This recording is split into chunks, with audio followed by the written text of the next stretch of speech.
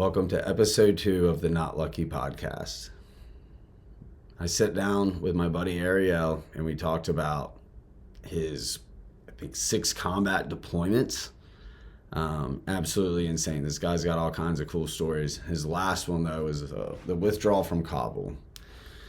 I believe a very deliberately poor, I think it was done purposely bad, withdrawal from Afghanistan.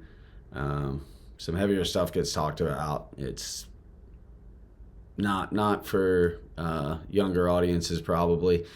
So just wanted to give you guys a heads up if you're listening to this in your car. And if you're watching here on YouTube, guess what, guys? You're going to get to have some pictures between clips because we had to recharge the camera because we kept running out of battery. That's how good this conversation was. It was awesome. Ariel really opened up. You guys are going to get an inside look of what it's like for a grunt in Afghanistan and in Iraq. So I hope you guys enjoy it. See y'all out on the water. Okay. I said I can't roll water. Ariel. Ariel Tricoche. Ariel Tricoche. Yeah. I love it, dude. All right. We're rolling. Okay, guys. What's up, everybody? This is the Not Lucky podcast. We are here with Ariel Tricoche. Tricoche, yeah. That was pretty close? Yeah. All right, cool, man. Closer than most, I'll tell you right now. I'll tell you.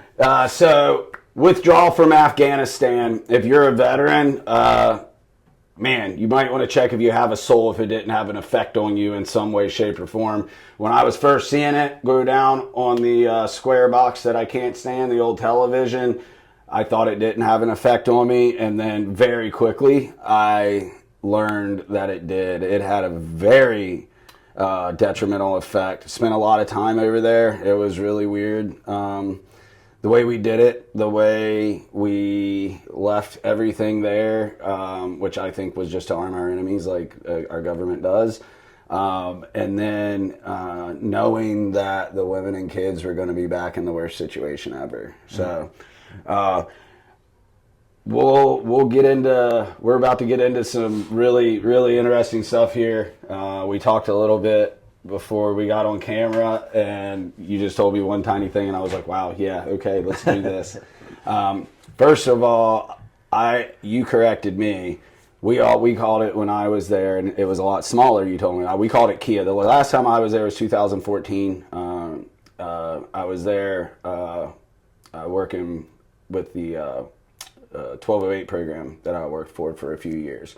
That was the last time I was there. We called it Kia, just Kabul International Airport, but the proper name is Hamid Karzai International Airport. Okay, Hamid Karzai. Yeah, Hamid Karzai International Airport. Okay, yeah, we call it HKIA.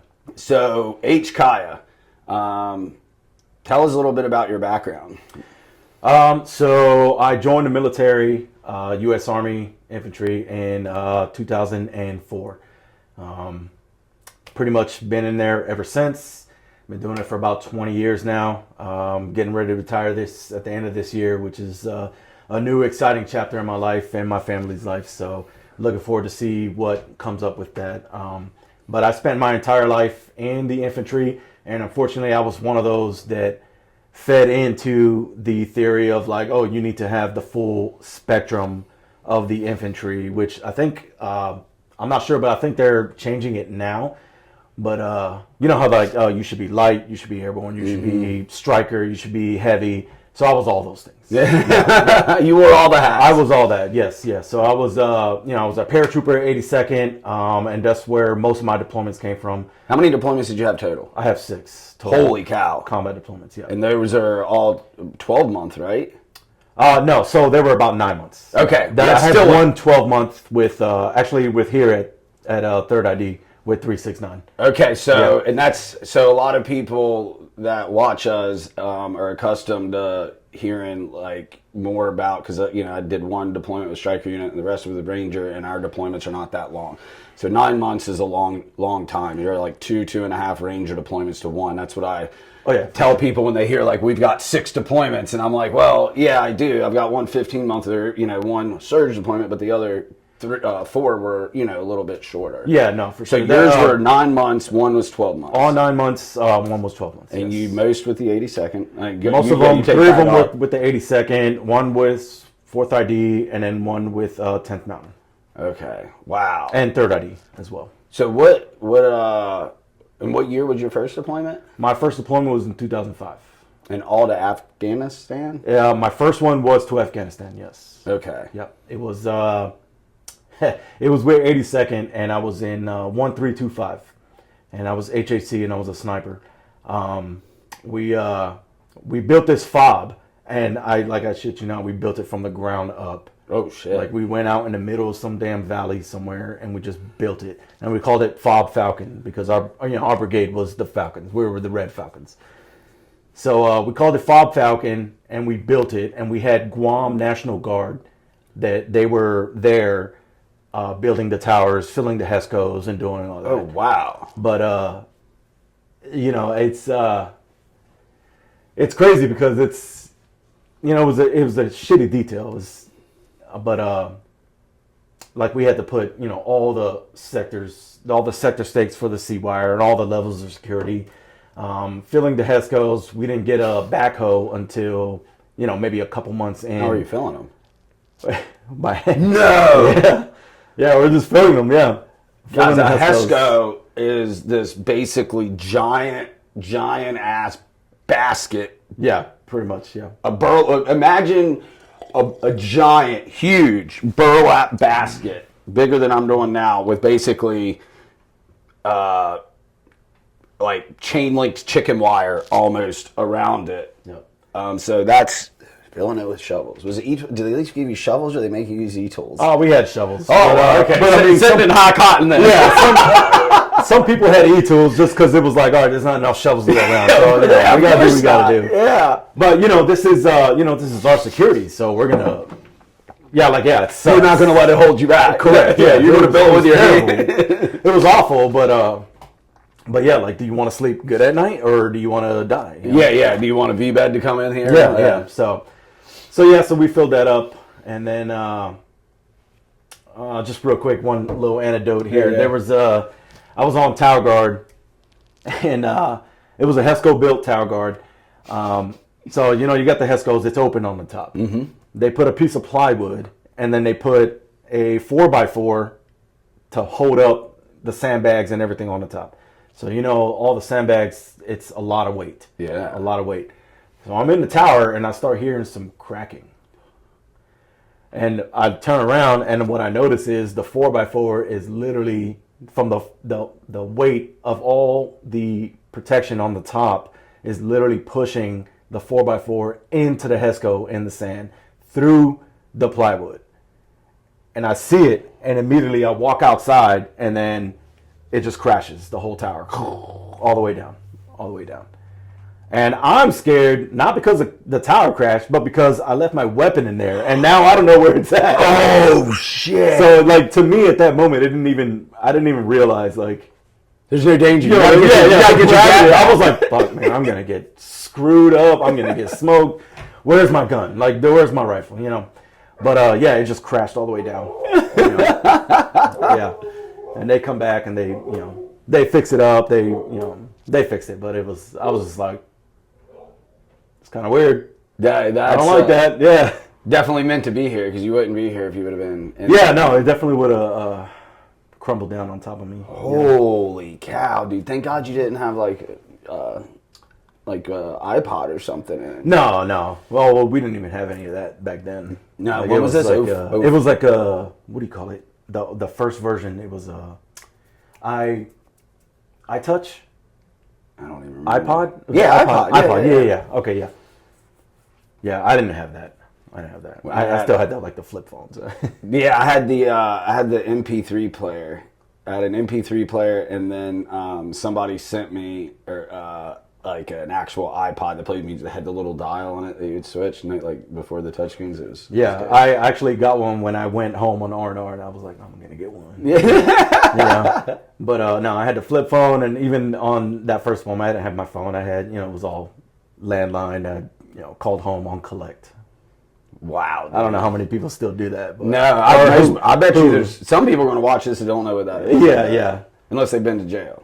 Yeah. That's where I learned about it when I was a kid. Yeah, but I memorized the number because I did it in basic. 1-800-COLLECT. Yep. And then, they're like, yeah, who's this from? You tell your name, and then they pick up. If they pick up, they pick up. But yeah. I wonder, it's still got to be around, right? I think so. I know prison systems now, they have like their own prepaid thing. Cause you're getting a call from here and here. Yeah, so landline is still around, but I'll tell you what I haven't seen, and it's very far and few in between, is payphones. Oh my gosh. Payphones. When's the last time you seen a payphone? Not a working one. I forget what city I was in, and they had one set up as like an artistic display. Yeah. You know what I mean? It was like, yeah. Yeah, like you have any idea what kind of calls I made on there? Yeah, dude. Yeah, back when then people had had like artistic. Yeah, now it's like a blast from the past. The first time I saw one, I showed my daughters, and I was like, y'all know what this is? And they're just like, a phone? I'm like, yeah, but do you know how to use it? I'm like, no. I'm like, and it blew my mind. Like, oh my God, man. Oh, man. So you pick it up, and then you just dial the numbers. And what blows their mind also is how we used to text. Oh, the punch. Oh, my gosh, Correct. dude. Yeah, because I don't know how one we was did A, that. B, C. 2 was C, E. And you got to sit there and go, Yep. I never text really until I was, dude, I was probably like 26, and I think I still had a flip phone. I had one of those or maybe it was like the brick Nextels. I can't remember. I can't remember. I love the Nextel. Yeah, that was so cool. Yeah. So cool.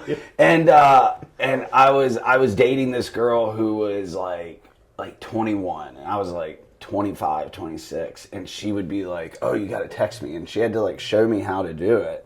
And dude, like looking back, if somebody handed me a phone now and was like telling me to text like that, I'd be like, no, I'm good. I can still do it. Can you Because I had one of my deployments. We had to get a phone. If you want to call home, you just buy a phone, and then you just buy whatever service they got there. And it was like, I still have the phone. It's like small little. I know oh my gosh, we text. used them in Recce when I was in battalion. We had them and had different SIM cards and phone cards because we were doing a bunch of different stuff. Yep, you buy a phone, you buy a SIM card. Roshan. Roshan. That's it. Yeah. Exactly. Roshan. Yep. I remember. And it was a whole thing. You buy the SIM card, you buy a plan, and then you just go ahead with load your minutes. Yeah, load your minutes. I forgot about the old Roshan, dude. Roshan. They had the snake game on there. It did. I played that snake game a lot, dude. The snake. Yeah, that thing. So your first deployment, you guys built up the base. Yep. Second deployment, you're still with 82nd. I am, yes. Where's that one at? Okay, so I actually came home from the first deployment, and I was on leave, and then the surge happened. Oh, wow. We're 06? It was end of 05, 06, okay. And I think it was the Bush administration. Mm-hmm. The surge happened, and I got called back off of leave to come back, and then we deployed to Iraq. Oh, yeah. Wow. So we were part of the surge. Wow. So you turned and burned, dog. Yes, yeah. I think I was home for maybe like a week. Maybe a week. No way, that quick. And then I got the call. I didn't realize they were doing that to dudes. Yeah, so 82nd is like the whole they're like on the whole GRF mission, like they have the I know a lot of people are going to be upset, but they like to say, oh, when the president picks up the red phone, it dials at 82nd Division. Yeah. And I was like, okay. Yeah. all right. I got it. But don't get me wrong, I'm a paratrooper. Yeah. Through. I learned a lot through 82nd, but I guess I just wasn't one of those guys that drank the Kool-Aid, if you will. Yeah, I definitely know there's definitely a lot of Kool-Aid drink. I love the Army, I love veterans, but there's a lot of consumption of the Kool-Aid. I joined in 05 and was supposed to go to the 82nd. I had orders to go to the 82nd, and then they switched the orders to 25th ID, where I met Dan, who introduced us. Yep. Then we went to Germany and Iraq. But anyway, yeah, I was originally supposed to be there. So you guys were home a week and they... Yes, yeah. And then we went to Iraq, and then we ended up going to Tikrit, Iraq, if I remember correctly. And our mission, which I thought was super cool, but they were like, take all your patches off. Take everything off. The only thing you're going to have is a black patch with your roster number. Yep. And that's it. And I was like, damn, that's dope. Yeah, cool guy in it out. Like, all right, cool. Hell yeah. So, and then, at Tikrit, or I think it was, no, not Spiker. Maybe Fob Spiker. Either way, we were there, and everyone knew who we were. They knew we were 82nd. But the just a little side note, the fun part was we weren't allowed to tell anybody who we were, right? And then you had to wear sterile PTs, I'm assuming. Sterile PTs and everything, right? Yeah. And then, they'd be like, oh, you guys 82nd, right? And we're like, we can't tell you that. No, what did you have a task force? Yeah. Do you remember the name or number? I do not. It doesn't slip. It slips on mine right now. I know. I just ambushed you with that because they always. Man, that was so long ago. They always hit like we were always task force. We were always numbers. It was just like I don't ever remember our number, which is I don't remember it either.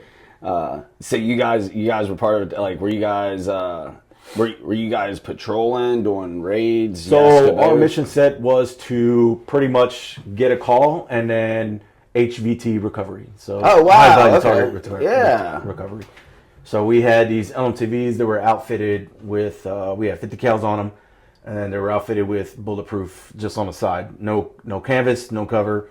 We'll just go somewhere in the dead of night, and sometimes this will be on Blackhawks, or, it could be like an air assault, or just, whatever. We get a call, we go get them, throw them in the back, and come back.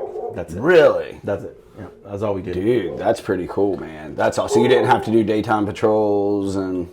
During that, no. I mean, there was some daytime patrols. But not every single day. So it wasn't necessarily a patrol. It was more of like just reconnaissance. Like yep. Mortar teams out. And we actually lost a guy from Iraqi shells.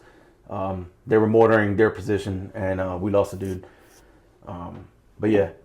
So it wasn't like presence patrols or nothing like that. It was strictly... That's awesome. Strictly mission set, go get this guy, bring him back. That's it. That's awesome, man. That was like the hardest thing. I mean, I didn't know any different at the time, but it's like when I got to Ranger Battalion, like when they heard, because, import, and dude, it's so funny.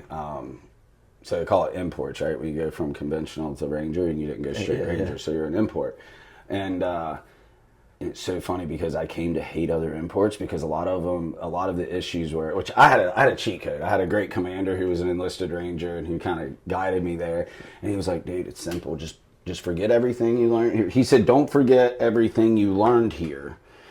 He said, but use it. Put it in your toolbox. He said, brain dump it until you understand your mission set as a Ranger. And I was like, what? He was like, forget everything here. Just put it in the back of your. He said, put it in the back of your mind. And I'm like, all right, check.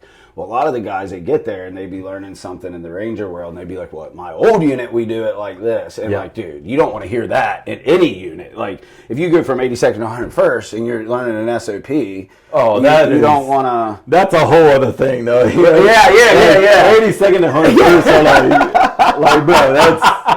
And nothing against 101st, but there's only one division, dog, all right? There's only one division, okay? Oh, man, that's awesome. We have an airborne tab. So we actually jump. We don't just have it. Oh, man, that's awesome. I know that's gonna ruffle a lot of feathers. The feathers. Yeah. The screaming chickens. The screaming chickens, dude. Oh, man. But yeah, dude, so it was, but they, like, once they realized I was going to be, like, because a lot of the guys, I think there were 6 imports that came to the company I was in at one time, and I was the only one that didn't get RFS, like, kicked out, released for standards. So anyway, once they realized I was there, they were like, oh, so you deployed with your old unit? I'm like, yeah. And they were like, tell us about it. And I was like, well, so what we do is, like, we go out and we do presence patrol. And they're like, And some of like the spec 4s and stuff, they're like, President's Patrol, like you just gotta walk around. And I'm like, yeah. I was like, they're like, when? I was like, all day. And they were like, you go out during the day? And I was like, and I'm sitting here because I hadn't deployed with them yet, and I'm like, and I knew obviously a little bit, but I was like, yeah. And they were like, how crazy was it? And I'm like, at first, like, you know, you're kind of like, it's like, okay, you guys messing with me? Or are you about to like, is this like a trick? Yeah, I can see that, yeah. Yeah, dude, because like, and I mean, you've done a bunch of deployments, so it's like, to those of us that have done it, and especially if it was your first, it was all you know, because it's not weird when it's all you know. Yeah, like for me, 15 months, it's what we did. We strolled around for contact, you know what I'm saying? And then like, just look for it. Like pretty much like cops. You're working your beat. You're talking to people. You find out there's an IED facilitator over here. Yeah, we would roll. We'd still ball people up, but we were doing everything ourselves. It was like you're collecting info, and then it's like, oh, you know, we think there's a guy in this Mahalo like this, and blah blah blah. So anyway, it's really cool to hear somebody that got to do like gangster shit like that in Iraq and not have to worry about a President's Patrol. Yeah. I mean, I've done my fair share of President's Patrols. And I've done that, but that was one for the books for sure. It was pretty fun. It was pretty cool. I mean, just like, and you know, the community is very, very few that really understand what it's like to like kick open a door in the dead of night and like go in there, just grab this, you know, this guy. You have no idea why you're doing it. Just someone from some phone called you and said, here's the name, here's what it looks like, go get him. So you just go do it. Yeah. And it's definitely. So you guys didn't have like target packets on these guys? No. So you didn't get a brief like, this is Mohammed Zucari, this is what he does, this is his family? No. I mean, you got to think, you know, we were just, you know, line dogs. Yeah, just 80 seconds, hey, just, and it was never like a kill package or nothing. Yeah, It was strictly, hey, just go get them. He's an HVT, that's all you need to know, go get him. Well, and that's a great thing about going at night is, you know, unless they have bodyguards sleeping in shifts and stuff with like S-vests and stuff, like, if you're doing it correctly, they're sleeping when you get in there, or damn close to it. You know? For sure. Yeah. And you know, if it's the summer, where are they sleeping? On top of the roof. They're on the roofs, man. They're on the roofs. Easy peasy. Even easier. You don't even have to go in the house. Nope. Easy. Because all those houses in Iraq, well, everywhere I was at, were like this close. So you could go roof to roof pretty easily. Blocks squared off. Your typical city layout. You know, just super easy. Easy peasy. Dude, that's awesome. So God, I still can't. I'm still stuck on the week off between deployments. So you're captured HVTs. You're cool guyed out. You go home on leave. What rank are you now after your second deployment? So I think it's fair for me to say that I was a little bit cavalier in my youth, so I got in trouble. I got in trouble. Like I was like E4 4 different times. There's nothing wrong with that. Yeah. No, I professional E4. Yeah. I had like 3 or 4 Article 15s. You know, but I don't dwell on that because you know, obviously I've had a successful military career. But I think I had 3. I know I had at least 2. I think I had 3. Dan would probably be better than me. So because he wrote them. I'd probably have more if it wasn't for him, dude. So I was a PFC. So you're PFC. I was a PFC. How long are you home this time between deployments? So that time I had a break in service for about a year. So I actually ETS'd. Oh wow. Yeah, okay. I got out, and I moved to Florida. I bought a house from my brother, and we just stayed there. And I just worked odd jobs here and there. And then I had a girlfriend who is my wife now. And she would come visit me, and then eventually she moved down to Florida. And then, one thing led to another. She got pregnant, and it's a blessing. Yeah, of course. It's amazing, She got pregnant, and I was like, all right, well, shit. I worked so many jobs during that small year. I was working at Gatorland. I don't know if you familiar with Gatorland. Yeah. I worked at Gatorland. No way. Yeah, and I was like maintenance. But one day they're like, "Oh, we'd eat inside the pit," and it's how Gatorland has like that big lake in the middle of it. So I had to go in there with the gators and weed eat. And I'm like, all right, what do I do if they come at me? And like, oh, there's a guy there with a stick. He just bop him in the nose. Like, oh, what the hell? All right, cool. So nature's perfect killing machine. Yeah. You got a guy with a stick protecting you. Yeah. You probably don't know. Yeah, so I'm just like just doing my thing. But yeah, so I worked at Gatorland. And then the job that I ended up doing the longest was, actually one of my funnest jobs was maintenance at a resort. And that was super fun. Really? Super fun. Because the maintenance is easy, Like, I go into a room and they're like, this door won't open. And it's not like one of these doors. It's a slide door. So I'm just like, all right, there you go. And they're like, oh my God, thank you so much. I'm like, all right, have a good day. It was so fun. It was, I drove a golf cart. It was a good time. It was fun. That's awesome. But the job that I ended up doing the longest was pest control. And I hated that job, man. It was crazy. Crawl spaces. Yeah. Just spraying and just going into people's houses, and the houses are disgusting. And they're like, why do I have roaches? I'm like, well, because you're dirty. Yeah, because you have like 4-day-old grease on your counter. That's why. Because you're feeding. But they don't want to hear it. They're like, oh, just spray. I'm like, okay, I'll spray. It's not gonna do anything. Like, I can't spray chemical on top of grease. It's not gonna do anything, man. But whatever, yeah, whatever. Hey, there you go. Pay me, whatever. Yeah. It's a paycheck, man. Yeah. So, but and then of course, like I said, once my girlfriend, my wife now, once she got pregnant, things started to be a little bit more broadening. So I was like, oh man, I got to do something. I can't. And mind you, this whole time I was miserable. Obviously, I was I hated it.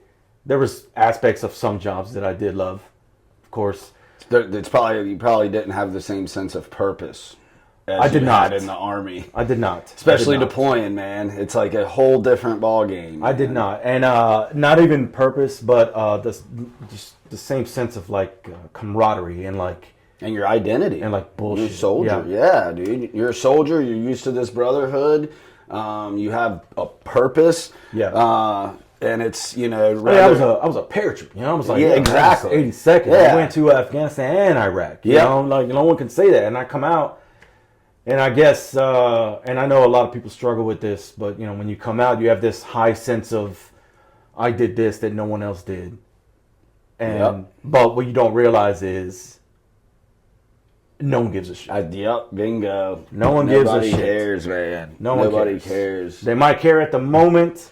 They might care maybe a couple days after the moment, but no one cares. No one cares. They're, of course, and a lot of people say thank you for your service and things like that, and that's great. I appreciate that. It is, and there's. I can tell when it's one of those things where somebody feels like they have to say it, and I will say I feel like now, because I think we're so far away from everything now, like timeline-wise, from the war and stuff, or the wars, plural. I think pretty much years. 20 years, bro. 20 years. And I think now the people, for the most part, I feel like most people that are still saying it are pretty genuine, but I can't tell you how many times, and I know you've run into it, where somebody says it, and you're like... I don't know what to say. Dude, I always just say it's my pleasure, because, it did, dude. I loved combat. I loved the stuff I got to experience. To me, there's nothing in the world. I don't care if you're on the intel side, and you're doing the reconnaissance and all that to get intel to the door kickers, or you're doing the door kicking, or you're on, Task Force Darby, which Eric and I were both on. He was on at 2 separate times. Where you're going out and taking over terrorist training camps and all this wild shit in the Wild West, right? Yeah. It doesn't matter. But every aspect of it, I freaking loved it. And there's nothing more, to me, there's really, at least at that stage of my life, and even now, man, there's really nothing more gratifying, right? Because I've had people well, how do you feel about never finding weapons of mass destruction in Iraq. It's like, dude, I'm familiar that, you know, old President Bush in my opinion, is a douchebag. And, you know, Cheney was really the president. Bush is a babbling buffoon. You know, and I think that about 99% of politicians. But it's like, I'm very well aware of that. But also for me, like on my first deployment in Iraq, we were only there a few weeks, right? And we did this courtesy checks is what we called them, right? Oh, yeah. So, yeah, people, you come in, and at this point, this was '07 for me. So this was like, you know, they were used to everything going on. We were super cool unless somebody blew us up, and then we were not super cool. But we were in this house, and I'm like, oh, you know, man of the house goes, I'm like, hey, can one of the men come up with me upstairs? And we were in like a nice section of Baghdad. So like these houses are, I mean, they were obviously on the river, like prime real estate. Yeah. Yeah, I mean, you'd walk in the courtyard and they would have like fake grass, like you have in the state. Yeah. Not fake, it was real grass, but like the rollout grass, like rich people grass, I call it. So it was like, we're in nice homes. And so we walk, everything's super clean, right? Not like the cockroach places in Florida or you know, Georgia or Virginia, wherever you go. I'll tell you what, them roaches are like this. Carried a rucksack. Yeah. But we're, I was like, hey, can the man in the house just walk upstairs with me? And they had showed us their one AK and one magazine. And, you know, we were just doing it we didn't think anything was in there. We were just doing our job. So I'm talking to the dude, and we go upstairs, and there's this like metal door, a heavy metal door, right? And I'm like, that's weird. And it's got like almost like a little porthole thing in the bottom of it. I'm like, that's weird. And it's padlocked. I'm like, that's really weird. Yeah. And I was like, hey, boss man, can you unlock that for me? And he's like, no. And I was like, yes. Si, senor, you're going to unlock this. Yeah. And he's like, no key. And I was like, it's okay, I've got a key. Yeah. So, like, I've got several keys. Yeah. Like, I have all the keys. Yeah. So I wanted to blow it because I had a shotty on me. I wanted to blow it with a shotgun. They were like, go get bolt cutters. I was like, okay. So, dude, we do the bolt cutters, and most disgusting smell I've ever smelled in my life comes out of this room, along with a dude in like a cloth diaper running out screaming like a banshee. We're on the second story. This dude runs out the window.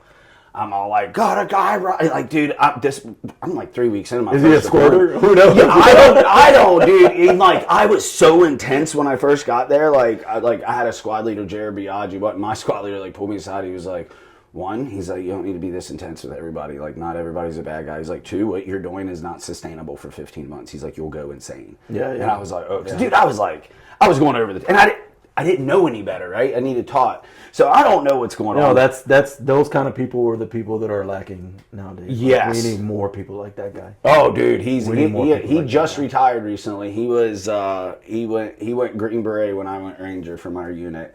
And so this dude runs out the thing. I'm yelling at my guys, you know, go get this dude. They go get him, and then they're like, "Hey, Jimbo, he's retarded." And I'm like, "What?" So I'm like, they had, and I've got a very special place in my heart for special needs kids, right? Yeah. So now I'm like, the man of one of the dudes at the house. So I don't remember if it was a dad, older brother, grandpa. You know how it is over there. I don't remember who it was. Well, like I'm like, oh, you like in my head, I'm like, you like locking up retarded people, and I just start beating the shit out of this guy. So like I'm on top of him, just wailing him, dude. And like, you know, they're like, whoa, Jimmy, whoa. And then my interpreter, who I was cool with, his name was Robin, right? And cool dude. Legit, like if he showed up at his door right now, I'd invite him in my house and let him stay here. He was like, yo, it's in their culture, Jimbo, it's in their culture. And I was like, what do you mean it's in the culture? Well, then, like, dude, if you've been to Afghanistan, man, and like you see how like the Taliban treat special needs kids in general, and women, it's like Sparta, like kick them off the cliff, dude. And it's like, for me, that's when once I saw that on my first deployment, in that moment, I did not care about the politics of war from that point on, because I was like, as long as they let me, I'm going to come over here and stop this in any way.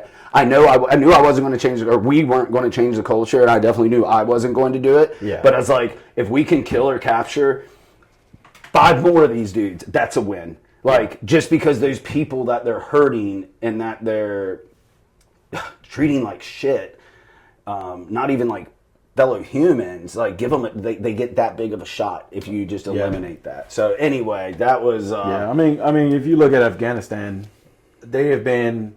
So they super pride themselves on they are the only country that's never been conquered. I mean... Which is true. It's true. It's true. Alexander the Great... No. Failed.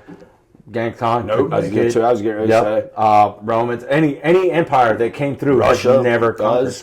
And America. In our defense, if it was not, I think if it was not for the higher ups, if they would have let pipe hitters run that war, it would have been over very quickly. Oh yeah. And even if we would have been over, it would have been a lot different. Oh yeah.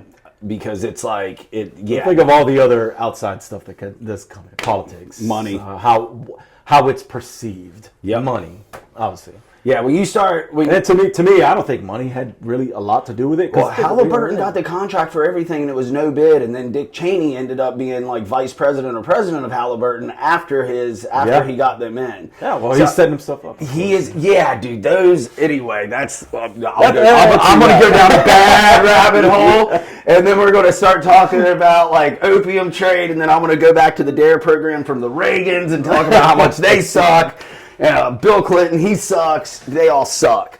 Anyway, yeah, back on track. See, that's why I'm supposed to keep notes because I get crazy. So back to your story, man. I'm sorry. So you lost the sense of purpose, the camaraderie, because you ETS'd after your second deployment, and then wife has a baby. And you're the bug man. You're not enjoying that. And is that when you decided to come back? So essentially I was just like, hey, I'm about to have a baby, and I don't know if you know, but you know how expensive it is to have a baby if you don't have coverage? It's one reason that I've never had a child is because I'm poor. It's insane. It's insane, bro. I mean, if you get a ride in an ambulance, it's like $1,000, you know, to just go to the hospital. Like, that's crazy.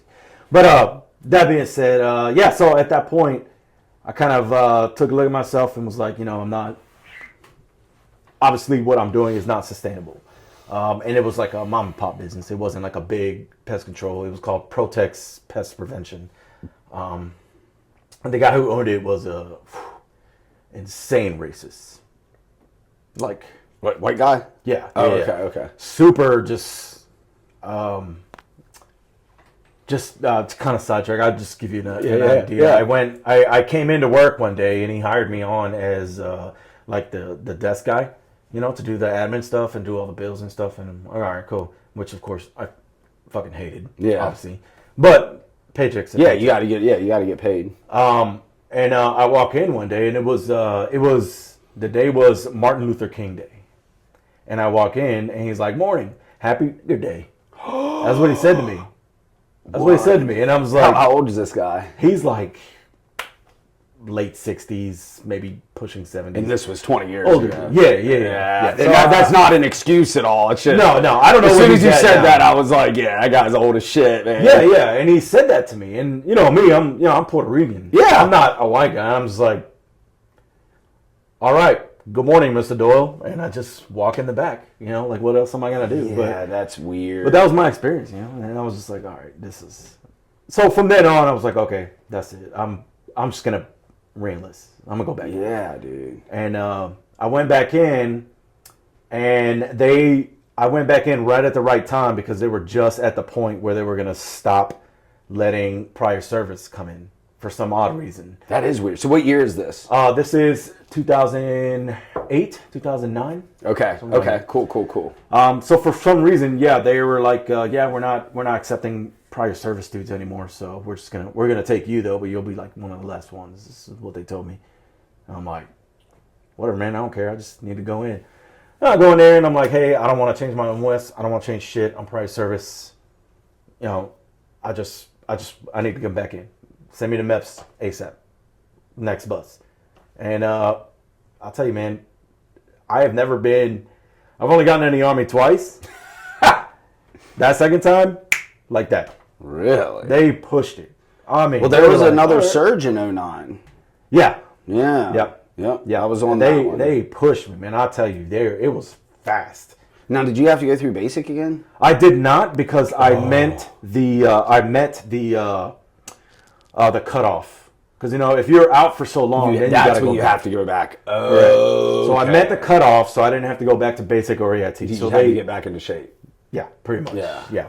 And I got fat in Florida. I got fat. I think everybody does when they get out initially. I was poor. I was like drinking. I was like smoking, and my lunch was, double cheeseburgers at McDonald's every day because it was like $1 and some change. I know it's more now, but I still have my Florida license. And Do you really? Yeah. I hate looking at it because I was like, that's hilarious. But yeah, so I went back in. I went there and I told them straight up, like, hey, I'm prior service. I want to change my MOS, and I knew I wanted to stay infantry, which is it's kind of ironic because I didn't even choose infantry. Infantry kind of chose me because of how bad I did on the ASVAB. Oh, really? Yeah. Okay, so you were like, infantry it is. Yeah, it was like that's a good thing to be, though. Yeah, it was infantry, 11 Charlie, or a cook. And I was like, that's it. That's all my options. That's what I did. And the recruiter at Maps was like, yeah, man, you didn't score too good. Like, you barely just made enough to get in the Army. Good. That's all I needed. I'm like, all right, man, whatever. That's hilarious. Yeah, so I chose infantry, and it turned out that I was like really, really good at it. Good choice, too. Yeah, I was really good at it. And so I just went back in. But this time going back in, there was a little bit of a shift change. And the shift change was now I have a wife and now I have a child. And I knew I was going to deploy again. Like, I knew it. It was inevitable. No matter what unit I went to. Well, and it changes your garrison lifestyle, too, because it is wild. I mean, back then, the Army was wild. Oh, yeah. I'm sure it still is in a lot of places. But, dude, I saw it turn down a little bit over the years. It was, God bless, dude. Yo, yeah, it was, yeah, I mean, they definitely let you know, like, hey, this is your job, and we're going to turn you into a killer. Like, it's going to happen. Just playing whether savage you want to or not all the time. Yep. And if you don't want it, then you failed yourself, and then you like failing your brothers. Yep. And then if that's going to be the case, then that's it. You're gone. Too easy. Like, we'll put you on gate guard or which is rear D. Like, checking IDs. No. Yeah. No. Absolutely thank you. not. So So the shift change happened, and I think that kind of like really opened up my eyes because I was I tell my wife this and she doesn't believe me, of course. She's like, whatever. But I always tell her like you saved my life, like you helped me. That's awesome. Whether you wanted to think so or not, or whether you think you did or not, you letting me impregnate you saved me because I was going down a bad hole. Yeah, I was going bad. It was not good for me, and it was bleak. The future was bleak, and that happening, like by the grace of God, like it saved me, like it helped me. It really did. That's awesome. And then so I went back in, and then that's when I went to third ID. Okay. So it was ACO.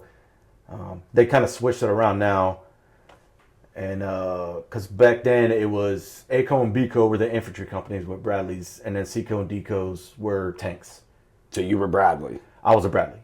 Yeah. Wow. So now it's crazy vehicles. It's like flip flop now. So I was a dismount in a Bradley, and I hated it. It was so bad. I'd much rather be light. So. Oh really? Oh my God, yeah. Like, let me walk, however much you want me to walk. But I cannot ride in that damn vehicle, man. Yes, it's not. The only thing I've ever operated out of really was obviously a Humvee a little bit and LMTV a couple times, but mainly Strikers was the only vehicle I've really. Yeah, Strikers are like they call it the Cadillac. Yeah, they're Gucci. They're nice. I like them. Yeah, they're nice. So the Bradley's not that comfortable. I've seen Bradleys. They terrible. look loud and miserable. So you have to understand, one Bradley is supposed to equip an entire squad, That's tight quarters. Yeah, an entire squad with squad leader and everything. But that's not to mention also you got a driver, the gunner, and then the VC. So squad plus 3. Correct. But they already have their spots, and that squad is just squished in the back. And those seats are, I think they're maybe a little smaller than the width of this bar. Right. Whoa. And the one thing I remember about Bradley's that really always stuck with me is the cushions, Army cushions, obviously. They were nothing. You might as well just been sitting on a damn metal rod. Yep. The vibration. Because it's tracked. It's tracked. The vibrations would literally rattle your organs outside. Like, it was so hard. You're just sitting there like, and you can't sleep. You can't do nothing. You just got to sit there and just play. Striker, you can rack out. Yeah, you're going to sleep. Yeah, and it was awful. It was awful. But I will say that I have met, or I did meet, and I still talk to them to this day, is the greatest leadership that I've ever had in my military career was in that platoon. Really? It was 1st Platoon, 369 ACO, and back then we were the Aztecs. ACO Aztecs. Yeah. Well, you can't call them that now. You know. Really? Yeah, because of the woke shit. Yeah. Oh my god. Like all the woke shit. Yeah. And that's crazy because that's like an honorable thing. I think like if I was an Aztec, I'd be like, damn right, you're going to call. Like, we had this statue in the front.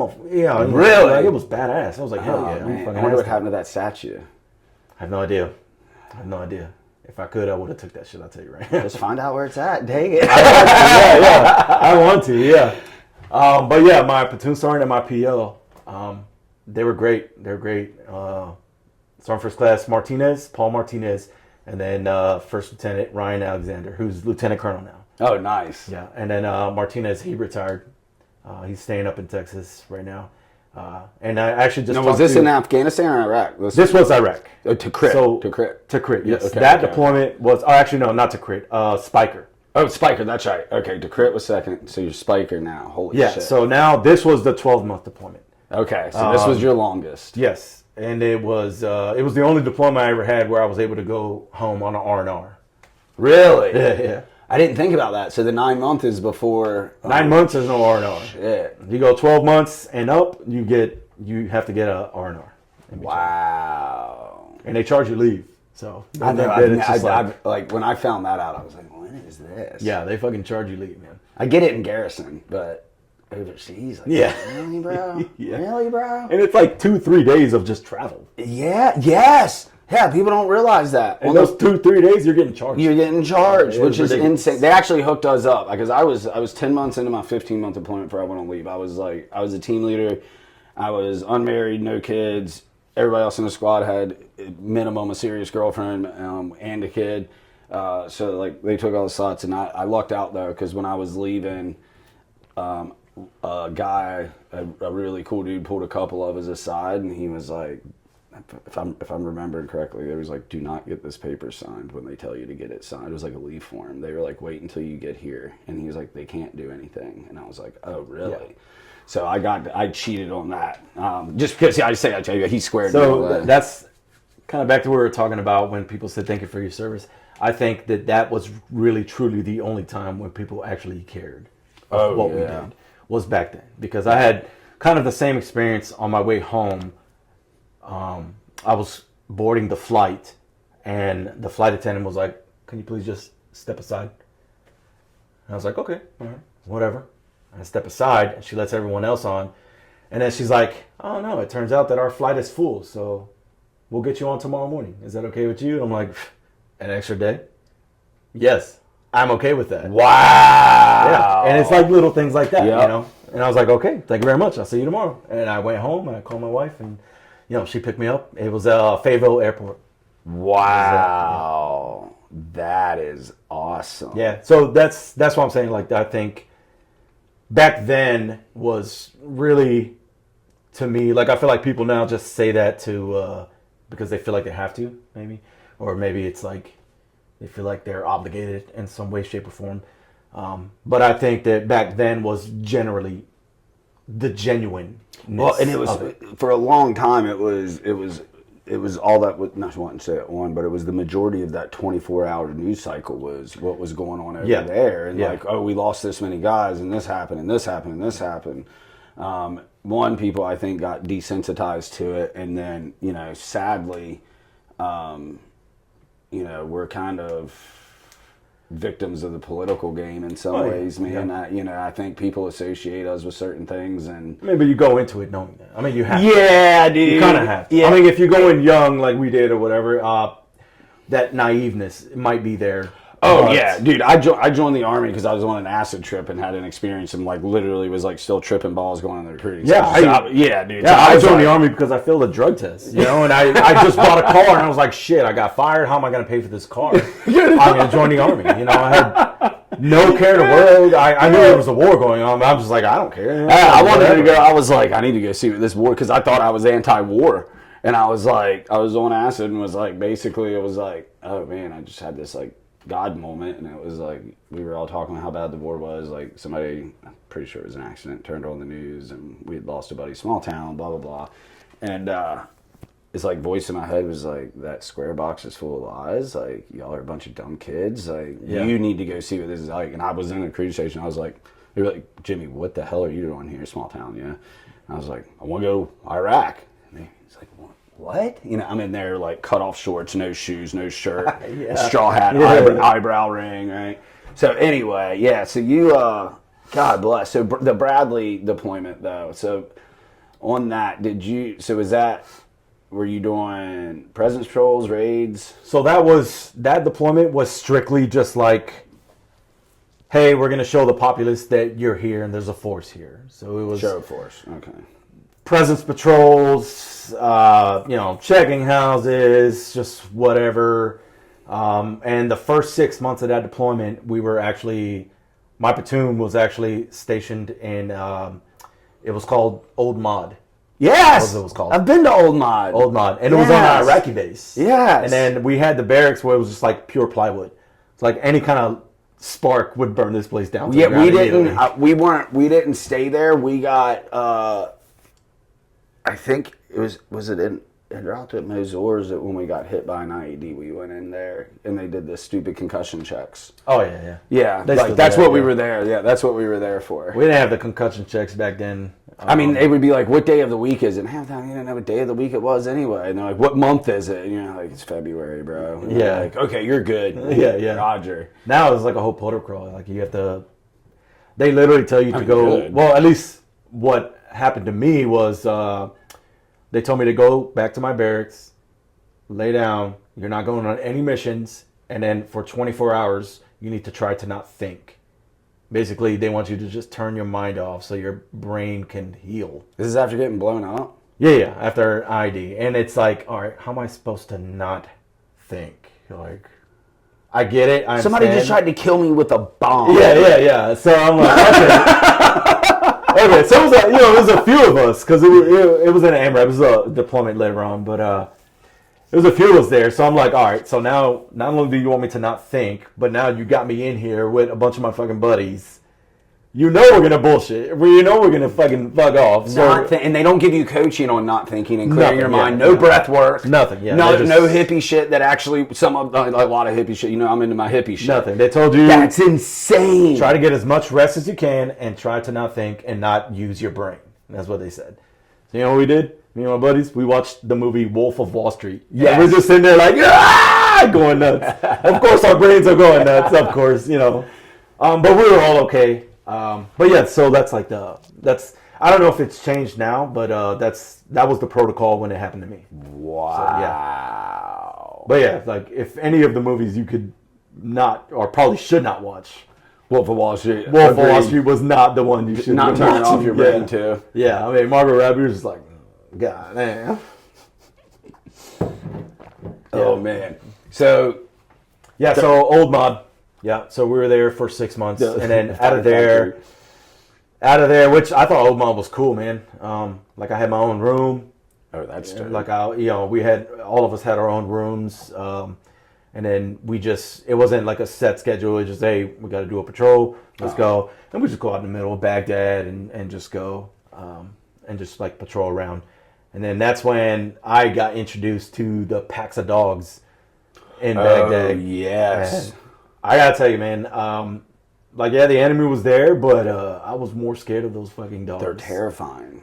Than the enemy. They're terrifying. Because at least with the enemy, I know they're gonna shoot at me. But these dogs, man, they were following us down the street, and you could hear them, and it was like, man, there's more than like 20 or 30 dogs. Oh yeah, it's a true pack of wild dogs. Yeah, and they'll eat anything.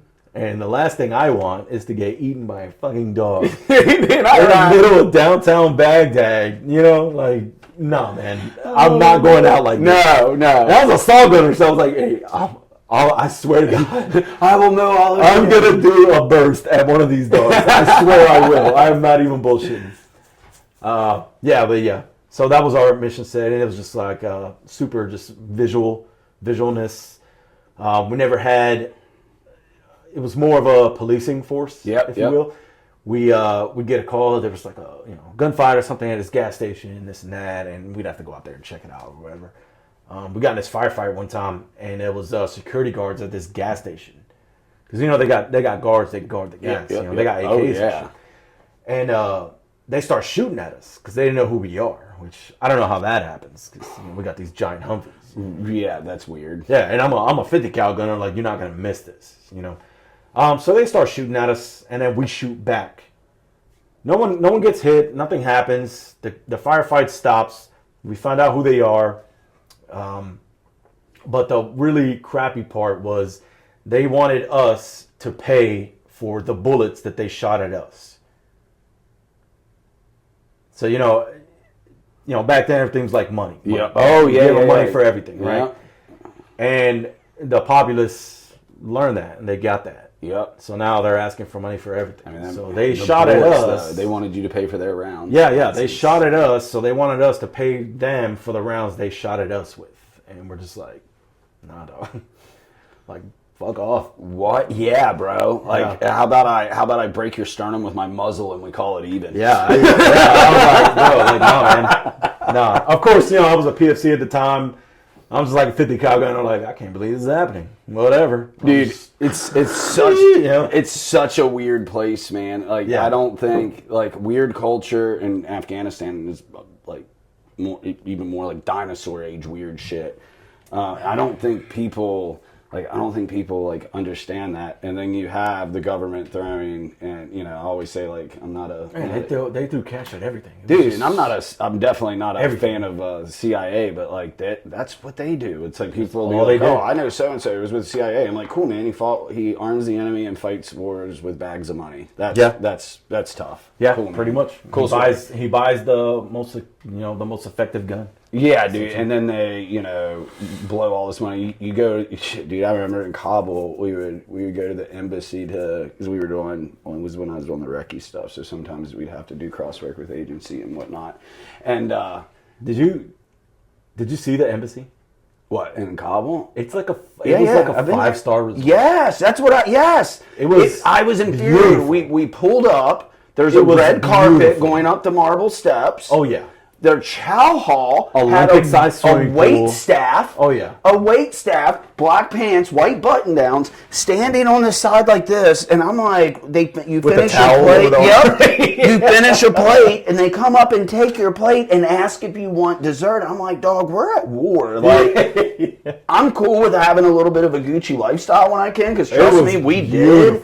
But like. And then you look around and you're like, you have fully, like the agency guys, they have fully stocked bars by the Olympic-sized pool. For some odd reason, I guess every single intern that's 22 years old that goes to the CIA has to be a smoke show and in a bikini.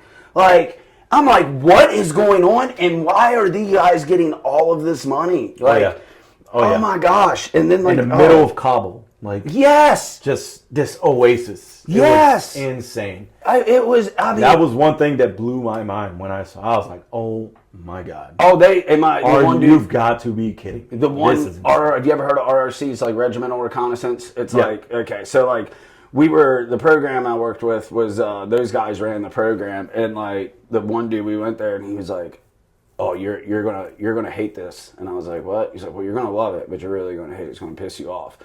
And because we had just gotten, we were talking about how we get turned down for funding on certain, that program didn't, but on certain things, right? And how we think we should, get more and blah, blah, blah. And dude, I went in there and just saw that wasted money, and I was livid. And like I said, dude, I'm all about get the boys steaks. Like if we can get the boys steaks, if you slide this here, dude, I'm all for that.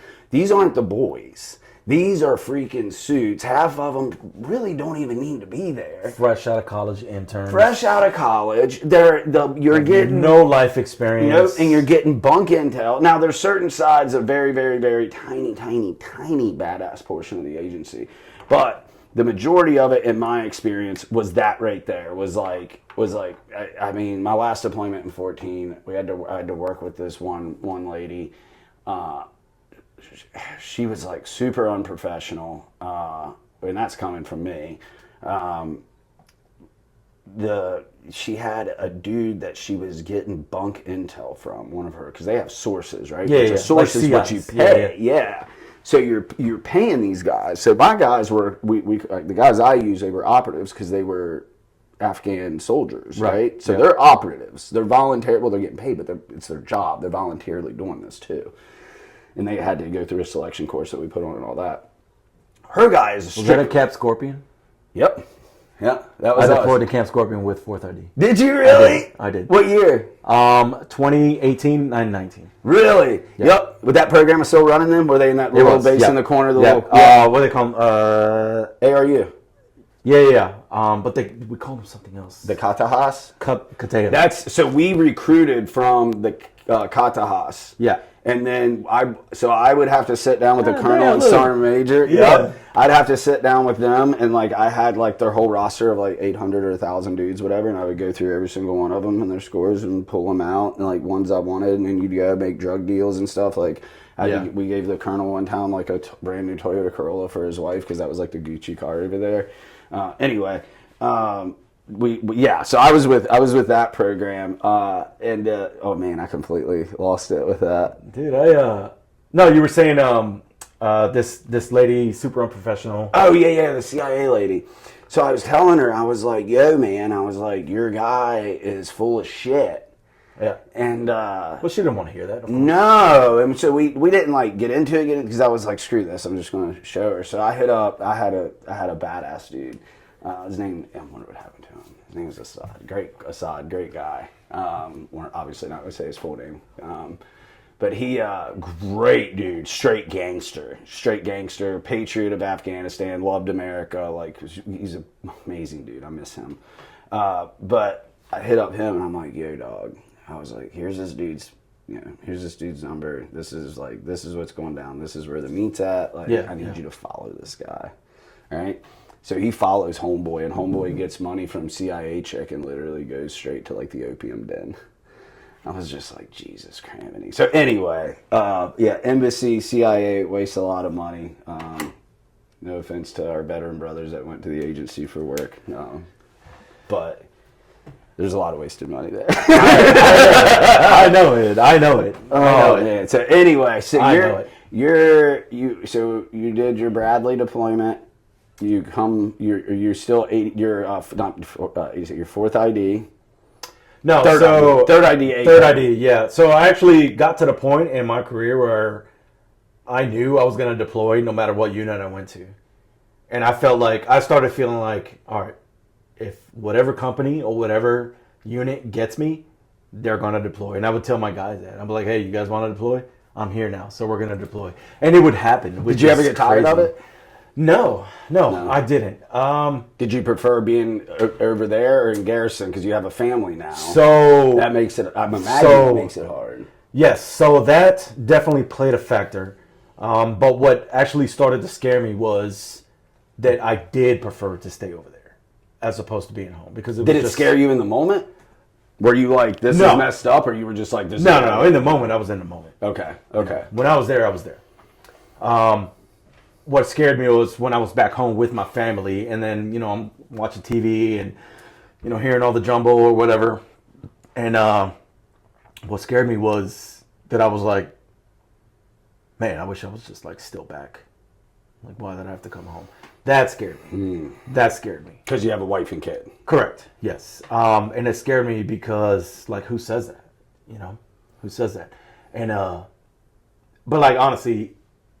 And I'm sure you can relate, and a lot of veterans out there can relate, but it's just easier over there, right? Everything makes sense. Everything makes sense, whether you want it to or not, or whatever your beliefs are, whatever, it doesn't matter. What makes sense is you wake up, you work out, you do your job, you stay alive, you keep dudes alive, and then you come back. Yep. And then it starts over. I've always said super easy. It is the most simple time in my life because everything was black and white. Like you Correct, said, it was yeah. it was eat, gym, sleep, missions, and it's basically the whole premise of it is we've got to outsmart and kill them, kill or capture them before Yep. they outsmart and kill us. Yep. Like that's it. Yep. You do not get any more basic than that. Yep. And man, simplicity is a beautiful thing. Beautiful. And then Beautiful. it's a rush. I'm not calling to pay bills. No. I'm not doing this. I'm not doing that. You know, like I ain't got to put gas in the car. Nothing. Nothing. It's Nothing. just,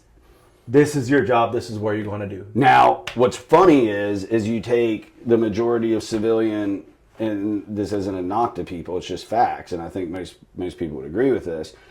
You would take a normal civilian dude and then throw him over there in that situation, and his brain would immediately break because it's a high stress. Because like even when you get almost callous to the stress, I think. But depending on your mission set, even if presence patrols sound like a simple thing, but you could do 100 presence patrols in a row and nothing happen, and then go out one day and just hit a freaking 20,000-pound deep buried IED, and like what just happened? Yep. And that obviously, I mean, we're Just learning, like that. Like, it does something to the human psyche, man, and like just being on that, and it becomes second nature. But you're like, is that a trash pile or a bomb? Okay, all right, okay, the trash. and pile. if you're talking about, for example, downtown Iraq, Baghdad, is that a trash pile? It's fucking trash everywhere. That's what- Are yes. you kidding me? Like, Yes. how am I supposed to? Yes. But you got to look for the things. Yeah, dude, and it's like you don't. That's even, the training, though, right? It That's the is, training. yeah, and you don't even, I didn't anyway, didn't even realize how much like that affected me. Like I noticed it when Yeah. I came home from block leave. It still affects me. Oh yeah, dude. Like I think, my wife always tells me things like, oh, you got traits like a psychopath. But side note, everyone has traits of a psychopath. Like there's a whole list, there's a whole thing of it. Oh yeah, that's definitely. But she always tells me things like that, and I'm just like, yeah, I know. Yeah, You know, man. I know it. And obviously, I'm way different than I was before I went to war. But I mean, I struggled big time until I went to Ibogaine that first time 2 years ago. Like until April, that was just April of 23. Yeah. So all the way up until there, I mean, I would shake all the time. I was just high strung. Like I would have like when I was drinking, it was really bad paranoia. Like, but I was physically dependent and shit. But I had like terrible paranoia. But even in sobriety, like I had paranoia. Like I would go through some phases to where I'd be like, if I couldn't go fish, I wouldn't come out of my house. If I couldn't fish for 3 days, I wasn't coming out of my house for 3 days. And like there was nothing to be paranoid about. I wasn't doing anything wrong. I wasn't on drugs. Right? Like It doesn't matter. no, and that's what people like, and it's so weird, and obviously it goes into the stress of being, because even if you love it, like, and it sounds like you did, and I freaking loved every moment of it, besides losing homies, but I loved every moment of combat, and it's like, it's still a stressor, but then I think the wild card is the concussions, right? The brain damage and shit, and that's a big wild card. Like PTSD, anybody, and I mean, not minimizing anything. Like people are like, oh, it's just a military thing. No, anybody like. A freaking sexual assault victim is going to have severe PTSD normally, and that's terrible. I think that's what a lot of people don't really understand is trauma's trauma. Trauma depends on what it's defined within that person. Yes, and it can be trauma. Yes, anything can be trauma. For I always tell somebody. people, man, and our vets are really bad at it. And I actually, I don't want to say too much, but I was talking to a non-military person who lost a family member. And she tried to like minimize, like she was like, it's nothing like you've been through. And I looked at her and I was like, don't do that. I was like, sweetie. I was like, one, that you're dead wrong in this case. Right. That in itself is creating trauma within a person. Yeah, man. They're trying to build a wall. Dude, right? dude I talk to a lot of vets, man. Yeah. I would say over 60% of the vets that I help, I never meet face to face. A lot of it's over the phone. And I say, I'm not going to say everyone because that's a huge statement. Virtually every single one, I have to tell them numerous times, don't minimize your trauma. Don't minimize your trauma. Don't compare your experiences to mine. Don't compare my experiences to yours. It doesn't matter. Your trauma is yours, and it's relative to that person, right? I always tell people that if you've never been punched in the face and you get punched in the face, that in itself might be a minor traumatic experience, right? Now, those of us that oh my God, it really does hurt. Yeah. Like, those of us, like, I've got like titanium in my face, my ass kicked. So it's like, if you punch me, I'm probably just like, hey, what'd you do that for, bro? But that doesn't make that person that took the punch and it messed them up a little bit. That doesn't make their experience less traumatic, right? So it's something I try to explain to people. Here's another thing. What about the person doing the punching? Yeah, what kind of things are they experiencing that they have to feel like they got to do that? Yeah, dude, and that's and that's a whole nother ball of wax because, like, there's especially myself included, but it's in the Ranger world, especially in the time period I was in, there was a lot of gunfighting. Oh yeah, it was the Wild West. Man. Yeah, man. You can do whatever you want. And remember the signs on the back of Humvees: "Stay back 100 feet, or we will kill you." Well, dude, and like our ROE and Ranger regiment was totally different. We'll call it that. Oh yeah. I know our ROE was not. It wasn't. It was like super lax. Yeah. It was like ROE just to be there. But like we could do whatever the hell we wanted. I can only imagine with you guys. Yeah, dude. And it was awesome. And everybody in my experiences was really responsible with it. There was no bad shit going on. A lot of bad guys died, but it's one of those things where it's like you talk, because me and a lot of my buddies, and not when I say it doesn't quote unquote bother us, it does not mean it didn't have an effect on us. But absolutely, like taking a bad guy life, like, never bothered me. I accidentally killed a kid in Iraq on a breach with a shotgun on accident. That messed with me for a long time. I got to a place with it where I guess as good with it as you can be. Like, you accept it and like be like, hey, I did everything I could. Shit happens as you can. Yes, man. And I'm at peace with it. I should say that's a better way to put it, because I don't think you're ever like, dude, I've done tons of psychedelics. I've done tons of counseling. I'm in an amazing place. I love my life. But it's like, if I see a kid that resembles that kid, I don't have a breakdown. Nothing bad happens, but I go back there. I'm like, oh, man. But now I can just be like, that sucks, and I'll smile and be like, hey, man, he's in a better place. Like, and I can mean that. But what I was getting to is like the effect of you saying the person doing the punching, what made you do that. Well, then you get the effect. I've talked to a lot of dudes that are like, even killing a bad guy, they'll be like, well, man, that guy had a family. And I'm like, and dude, I try not to be like, I shouldn't say try not to be, I don't go like full Sarge on them where it's like, bro, they deserved it, But you can't though. I mean, you can. It's just not. But it's not going to help. No, and so it's like, but you try to explain to them, and then one thing I've run into, and I think a lot of it's to do with the political climate, I've run into more and more lately, is the whole, well, we weren't supposed to be there, and then the whole, so now even the bad guys we killed in their eyes is like murder. And I'm like, no, man. Like, these, doesn't matter how long you were there, and like, and it is. And I never want to, it's not a judgment of their perception, but that perception that they're having of themselves because of what happened, it's like justification. It's detrimental, though. It's really bad for you, because now in your head you're like, oh my gosh, I partook in this terrible, terrible thing, which war is a gross thing. But at the same time, it goes back to, in Afghanistan, it wasn't like the guys we were going after. It wasn't uncommon to go on target, and capture or kill people, and they have what they would call the chai boy there, like a little kid that they took to like sexually abuse, right? Yeah. And it's like, holy crap. He didn't just bring chai, by the way. Yeah, man, it's disgusting. And these aren't consenting 25, 30-year-old dudes or 18-year-old dudes. Not good for these kids. It's the most horrible thing. I mean, literally, literally seeing trafficked women, and saw more than one special needs kid in Afghanistan, like chained up like dogs. Like one was literally living in like a doghouse. It's like, what the hell are we like? So I try to explain to those guys, like, evil is evil no matter where you go. And maybe that's just like my narrow mind. But the effects that killing, even if it wasn't a one-on-one, like direct boom, boom, boom, just them being a part of it, man, I've seen it be detrimental. And it's something that, I just hope everybody that struggles with that finds that peace, because it's in the past, and we got to process it and deal with it. But, folks, veterans that are beating yourselves up because of getting in your head, and it's not bad to get in it is bad to get in your head, but there's no judgment there.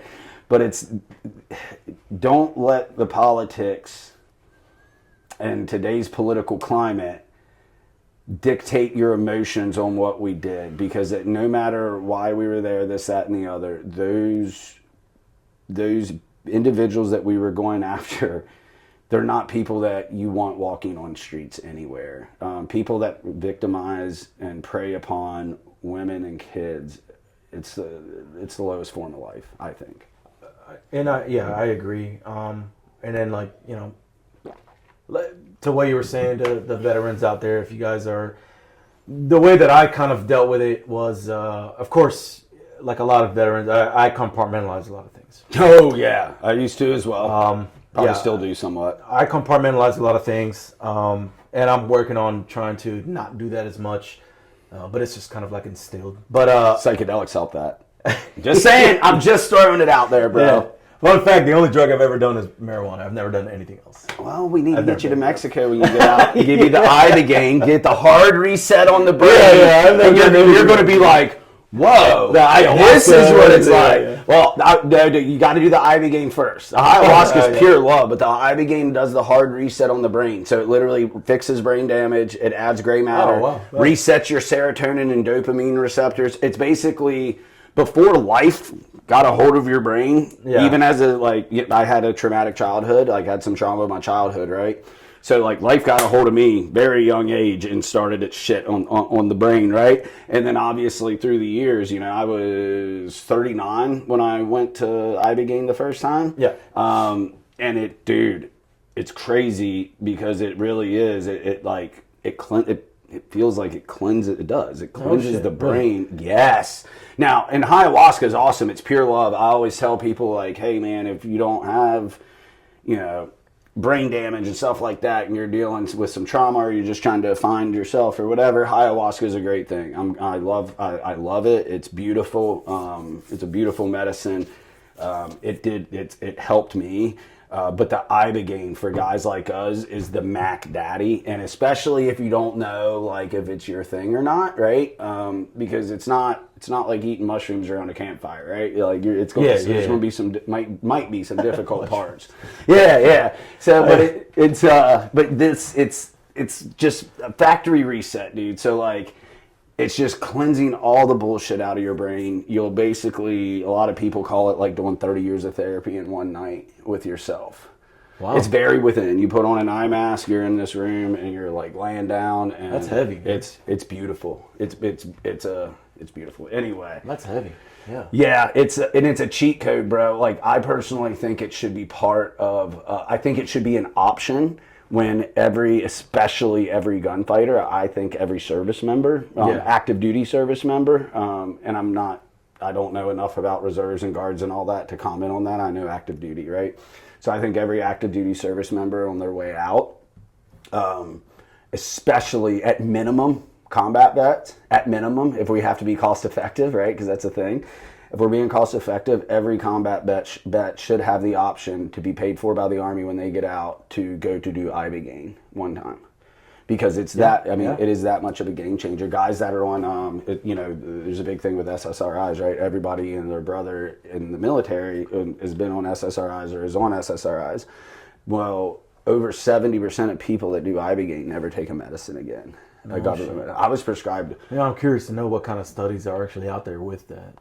Oh, Stanford, the world leading on neuroscience, has a shit pile on specifically combat vets. They sent years ago. They sent 50 to the place I go to. I think if you wanted any kind of specimen, the perfect specimen that you would want would be. Yeah, dude. Dude. That's a huge. Like we're the perfect lab rat. Yeah, dude. And they sent 50. This has been 6-7 years ago. They sent 50 combat vets. All had brain damage. Did MRIs before they went. Did all these tests. All 50 had less brain damage afterwards. Really? Yeah. So it's actually like growing. It grows gray. It takes scar tissue off, and it grows gray matter. Wow. Yeah, I'll send you. I'll send you stuff. I've got stuff in my. I have notes that breaks it down. Yeah, dude. So if you are, I will say this: if you're interested in it, I'll give you all the info. If you're interested in it, once you're out, Not Lucky will pay for you to go. We'll get you there. No issue. Yeah. Okay. Yeah. Yeah. No issue, man. Like, because it's that important. It's that much of a. It's a cheat code, right? It's not. I always tell you, it's not a magic pill. It's a cheat code. You know, but you give guys like us a cheat code, we're going to run with it. You know what I mean? We don't waste opportunities. Yeah. You know, how much I use ChatGPT? Yeah, dude. Well, and it's like, I always tell people, it's like if you've ever worn like 7 Delta nods, like the old school 7 Deltas. Oh yeah, that you can't see. I like wearing those when I drive. Yeah, you got the 2 eyes. Well, it's like, and then if you've ever like in Ranger Battalion, I know when the first time I turned on PVS 15s, it's like it's literally like clear as day. You can adjust them to see this close, or you can see 300 meters, and it's clear as day. And I've told people it's like having a pair of 7 Deltas that don't work, and then getting PVS 15s. You're like, once you do IBGAN, you're like, oh, game changer. Oh yeah, you're like, oh, life, let's go. I'm ready, dude. I can take more stress now. I like without really feeling it. I can process things, less emotional with bad emotions. Like more, definitely more proficient at running Not Lucky. Yeah. I mean, the workload I can handle after every time I go. Because this next week will be round 4 for me, and it's the truth, man. I'll send you all the stuff on it. Yeah, I appreciate that. I'm interested in looking into that. That's pretty good. That's wild. Yeah. Sorry. Well, I went down a rabbit hole. No. You're good. You're good. It's interesting. I love learning about things I haven't known before. I told you the only drug I've ever done is marijuana. I've not done anything else. So. Yeah, and this to hear about this is it's definitely it's really. And I'll send you a podcast. Sean Ryan had the owner, who's a good buddy of mine, Trevor Miller of Ambio Life Sciences. They actually sponsored the boat too. He had him on there. It's like 2.5 hours or whatever, but it is in depth. It is good, and it's a really good one. You're going to love it because they concentrate on the combat vet side of it, obviously. And I don't think there's enough of that. No, and Ambio does it, man. They've done a really good job. They've done a really, really good job at it. I mean, it is for what you're getting. It's cheap, but it's expensive to go. We're sending 2 vets next week. Thankfully, we're able to do that now financially because that's been one of the things I've really wanted to do. And because I can help people and get them resources and stuff here, but when guys are ready to take that leap, because it can be right, you can bring a horse to water, right? And it's when they're ready to make that leap. A lot of the times, what's stopping them is the finance side because it's pricey, and like you don't want to just, especially when you got family and stuff. Even if you have the money, you're like, wait a minute, because you're like, well, I don't want to be selfish. And it's like, no, you don't understand. This is going to make you such a better version. Like, dude, it makes everything in life better. Like, yeah. Dude, people around you are happier because you're in a better place. Like, it's insane. It's such a,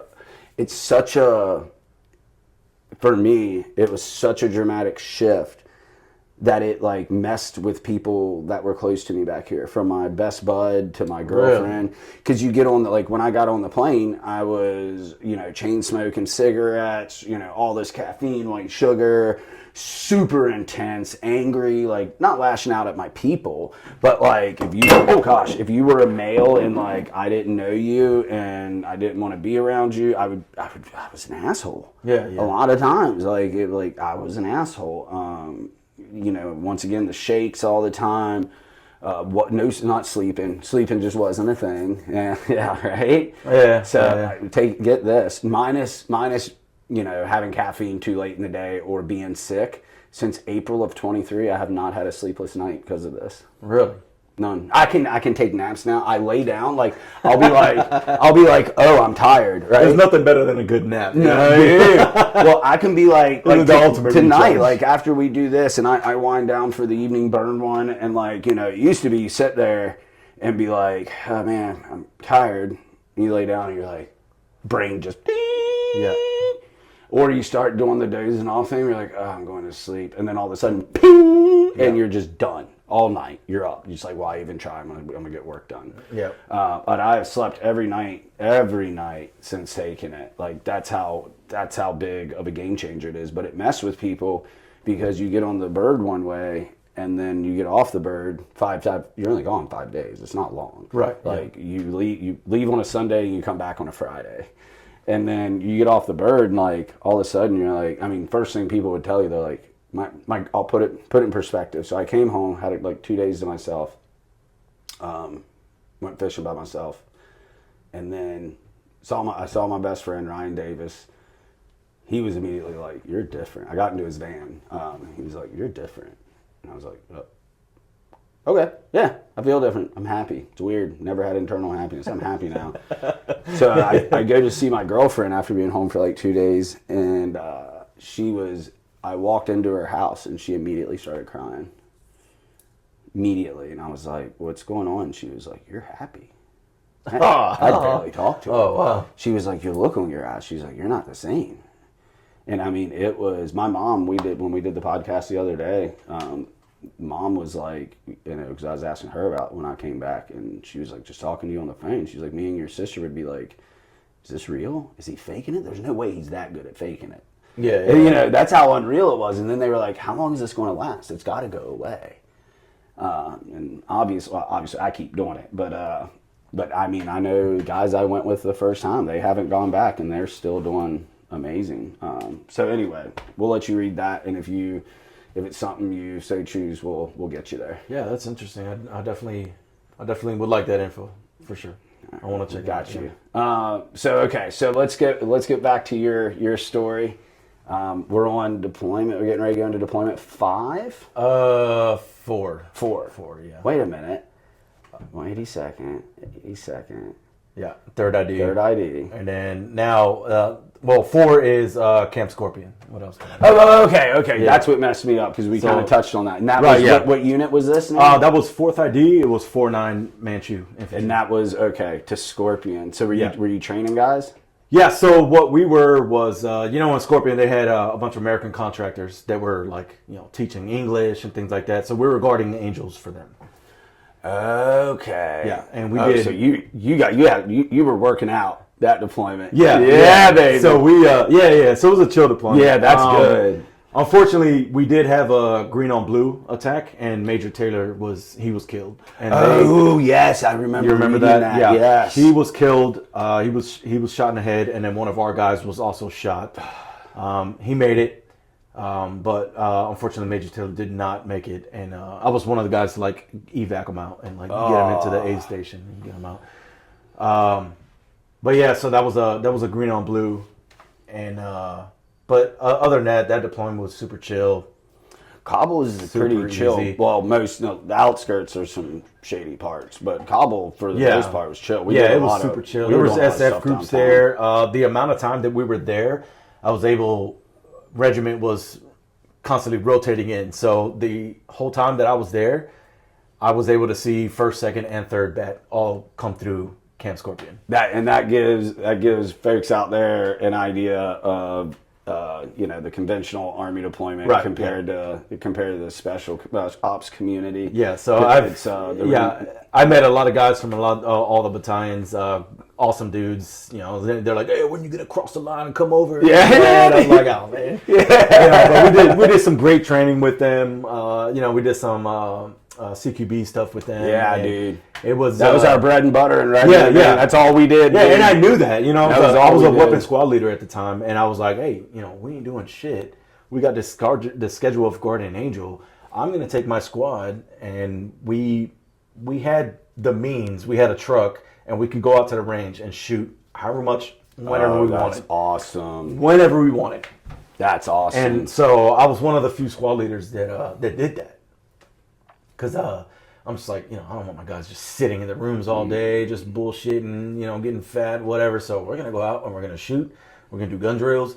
We're going to do all kinds of stuff. Well, and it sounds cliche. You don't know, even though it's a chill deployment, you don't know when shit's going to pop off. You don't know, exactly. I mean, look what happened with, RIP Major Taylor, Yep. Look what happened with him. You just don't know. So I think that deployment, I want to say that me and my squad, we shot 240 M4 9mm, probably like over like 1 million rounds. That's awesome. Just like a range, I love shooting, it. just shooting. And that's when you were hanging out with regiment dudes and stuff, going down the range? And then because them boys like to shoot. During that time, they held a school, and it was the Ranger Small Arms Fire Course. Yeah. So I got to go. Oh, that's awesome. I got to go to that. Hell yes. And it was me and a good buddy of mine, Sergeant Blanco.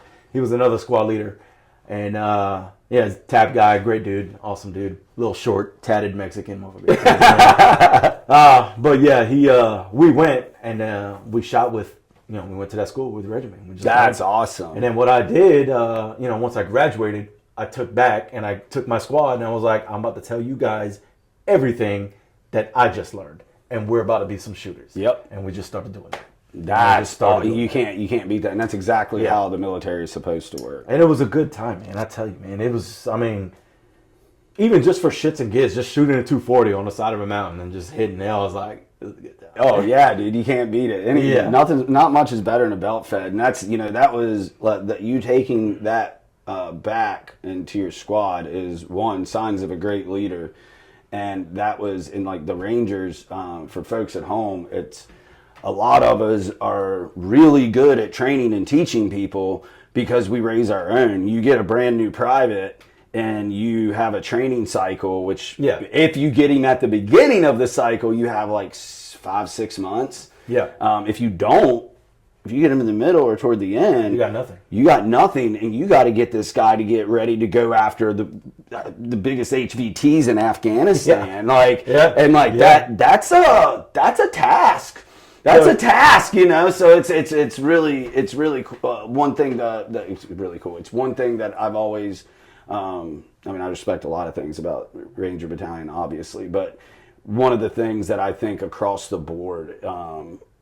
If you stayed there a couple of enlistments, you're going to have it in you to want to see people do better and be good at making people better. I mean, as a leader, you should want that with your people. Right. You should want to be like, hey, I've run across these people before. If I run across somebody and they're like, oh, I don't want you to be better than me because, we're in competition, NCOER, blah, blah, blah, whatever, promotion, blah, blah, blah, blah. But like, why? Yeah, what does that say? If you do better than me, hey brother, I'm fucking so happy for you. And that's gonna make me want to do better. Yeah, damn, I see what you did now. It's obviously a success, so I'm gonna do that. Yeah, healthy competitions are to me, healthy competition is competition with oneself, not the outside world. Right? Yeah. So it's like I'm seeing that guy do better. It should motivate me to do better. Be like, okay, I can do that if he can do that, and that's not a knock on him. It's like, hey, let's keep leveling up together, right? And during that time, not to sound, cold or whatever, but that wasn't my train of thought when I was doing all this training with my guys. My train of thought during that time was, we are in Afghanistan. These are the motherfuckers that are going to be to my right and to my left. Yep. So what do I want to my right and my left? I know how I was trained. Yeah. But I want someone who's going to do what I tell them to do, what I need them to do. Without freaking out. And understanding what needs to happen, right? Yeah. And that's what I want. And at that time, that's what I was thinking. I was just like, hey, this is what I want. I want to train my weapon squad to be able to do this action. And, send cyclic, 10 seconds suppression, whatever you need. Without question, without any kind of thought. Like, it's training, right? I got told one time, 2,800 repetitions creates muscle memory.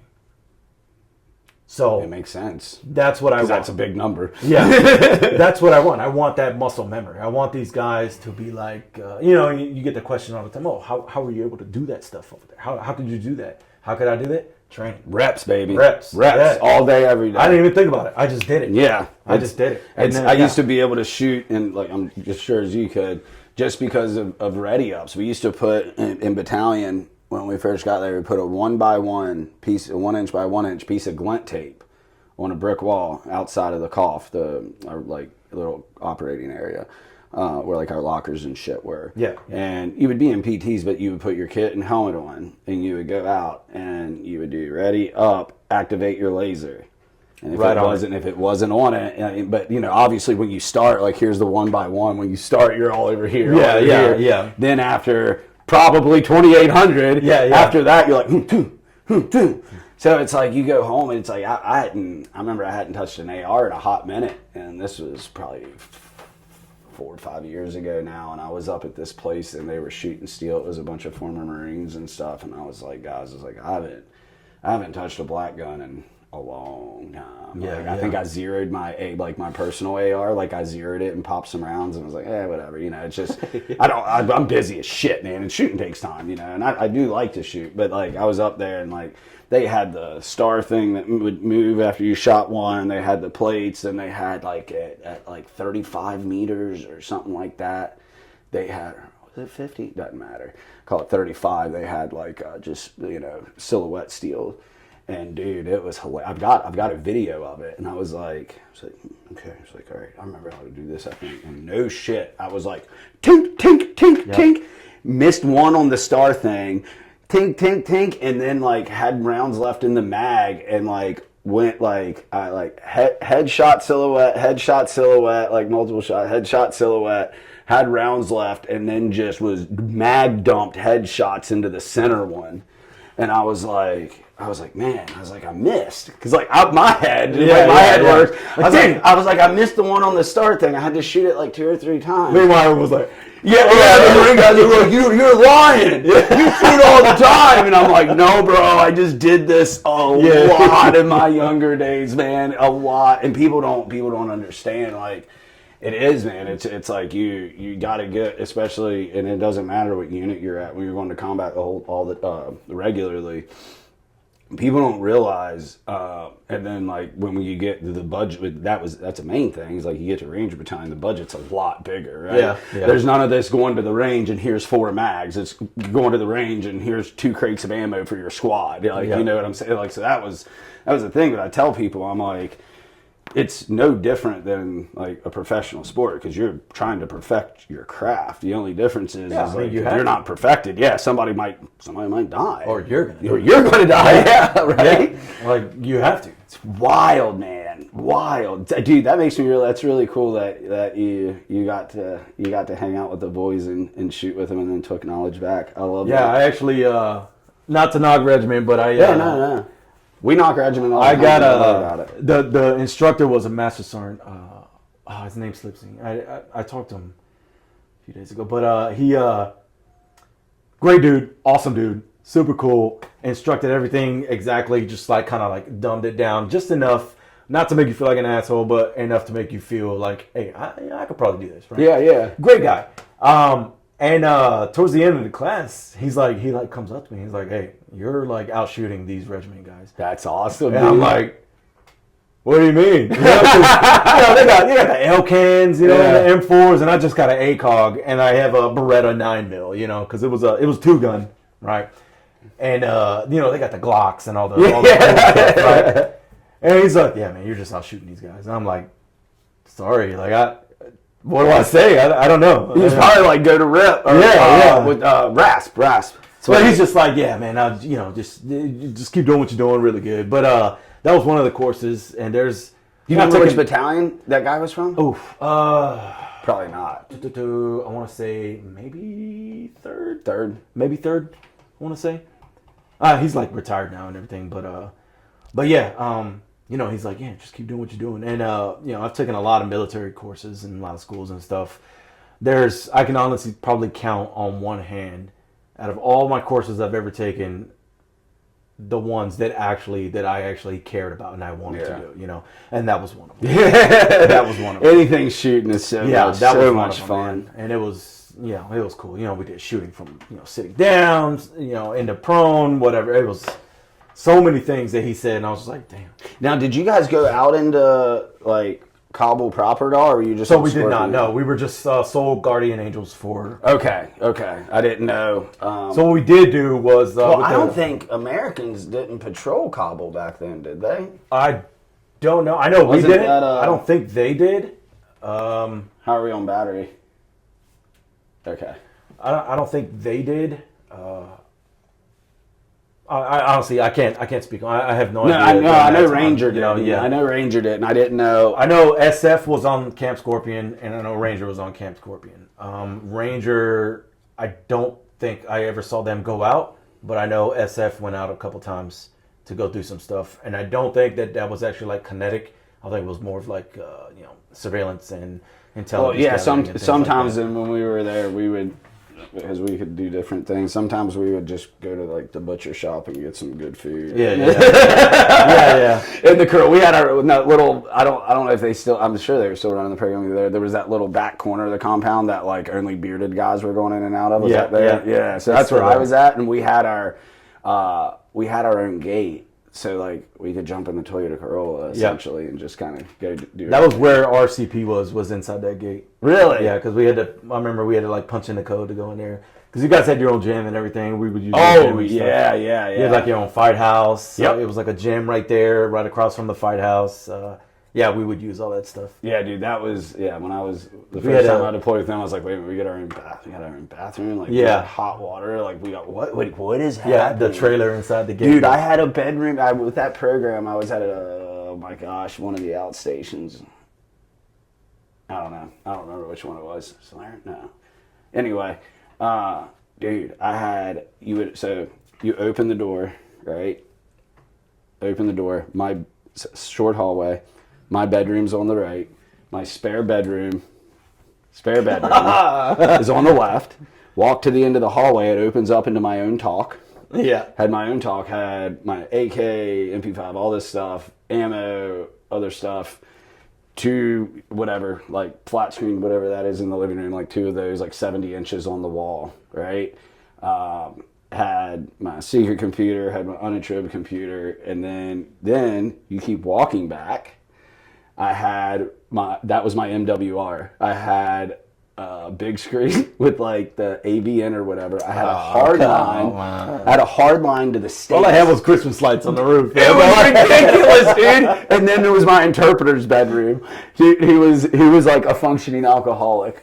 Dude, it was insane because I was like, when Eric and I deployed in 2009 on the line, we were in Ranger Battalion. We were on those terrible cots, and you could literally go like this and touch your buddy, and like circus tents. It was nasty as shit. And then obviously in Iraq in like 2007, like it was nut to butt, dude. It was not I think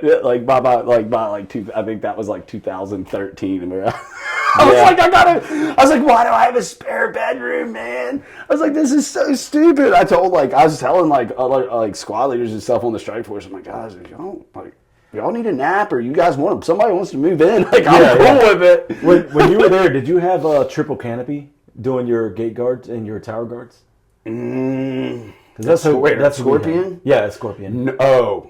The first deployment, we had Washington, D.C. National Guard. Okay. To where there was a legit gang problem, and they had to send all non-African American personnel back home because there was only two, and they were getting the shit kicked out. I've never seen shit like this in my life.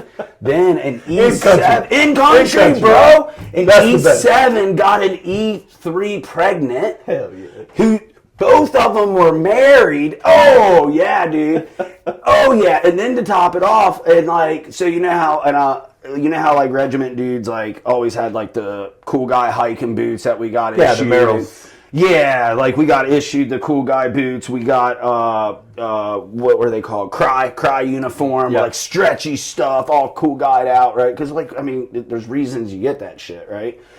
Dude, their first sergeant filled out a memorandum talking about basically basically how we needed to. They were like Iraqis, bro. They were like the bullet thing you said. They were like, well, they need to supply us with these things like Regiment does. And of course, Regiment was like, no, we're not doing that. Hank was the dude. Why would you even think that would be a thing? Like, I don't know, dude. This was the. Oh my gosh, I just remembered something else about that deployment. So then they filled that off. Then the dude tried to fill out an EO complaint because they said no. Dude, to tell you how, this is the last thing I'll say about that deployment because it's all you need to say. So we were testing this. Yeah, it's old shit now. It doesn't matter. We were testing one of the, like, it was like a name tape tracker, right? It was like a piece of cloth like this. It's a tracker or whatever.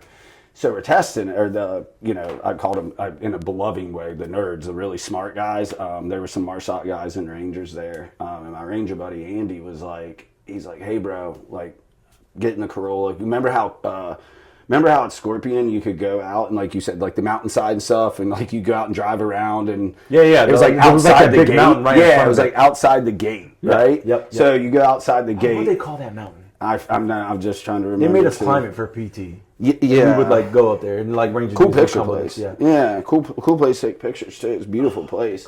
Had that locked cave and shit. So they were like, hey man, he was like, take your Roshan, like, go drive around the Corolla. He's like, we're going to track you and then just keep hiding it better. Like they're trying to see how much they can conceal it, right? And still track it.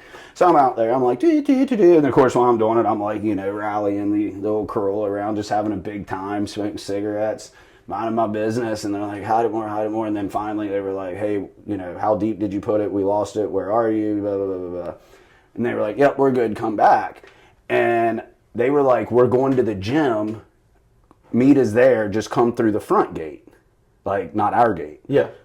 No big deal. Done it 10 million times, right? So what we always did is like, which, I mean, we weren't low vis doing this, obviously. I was just in my civvies, right? But we always, and of course me, I look, especially when I'm supposed to, I look Hodge. Like I got the nose, you know what I mean? I look Afghan.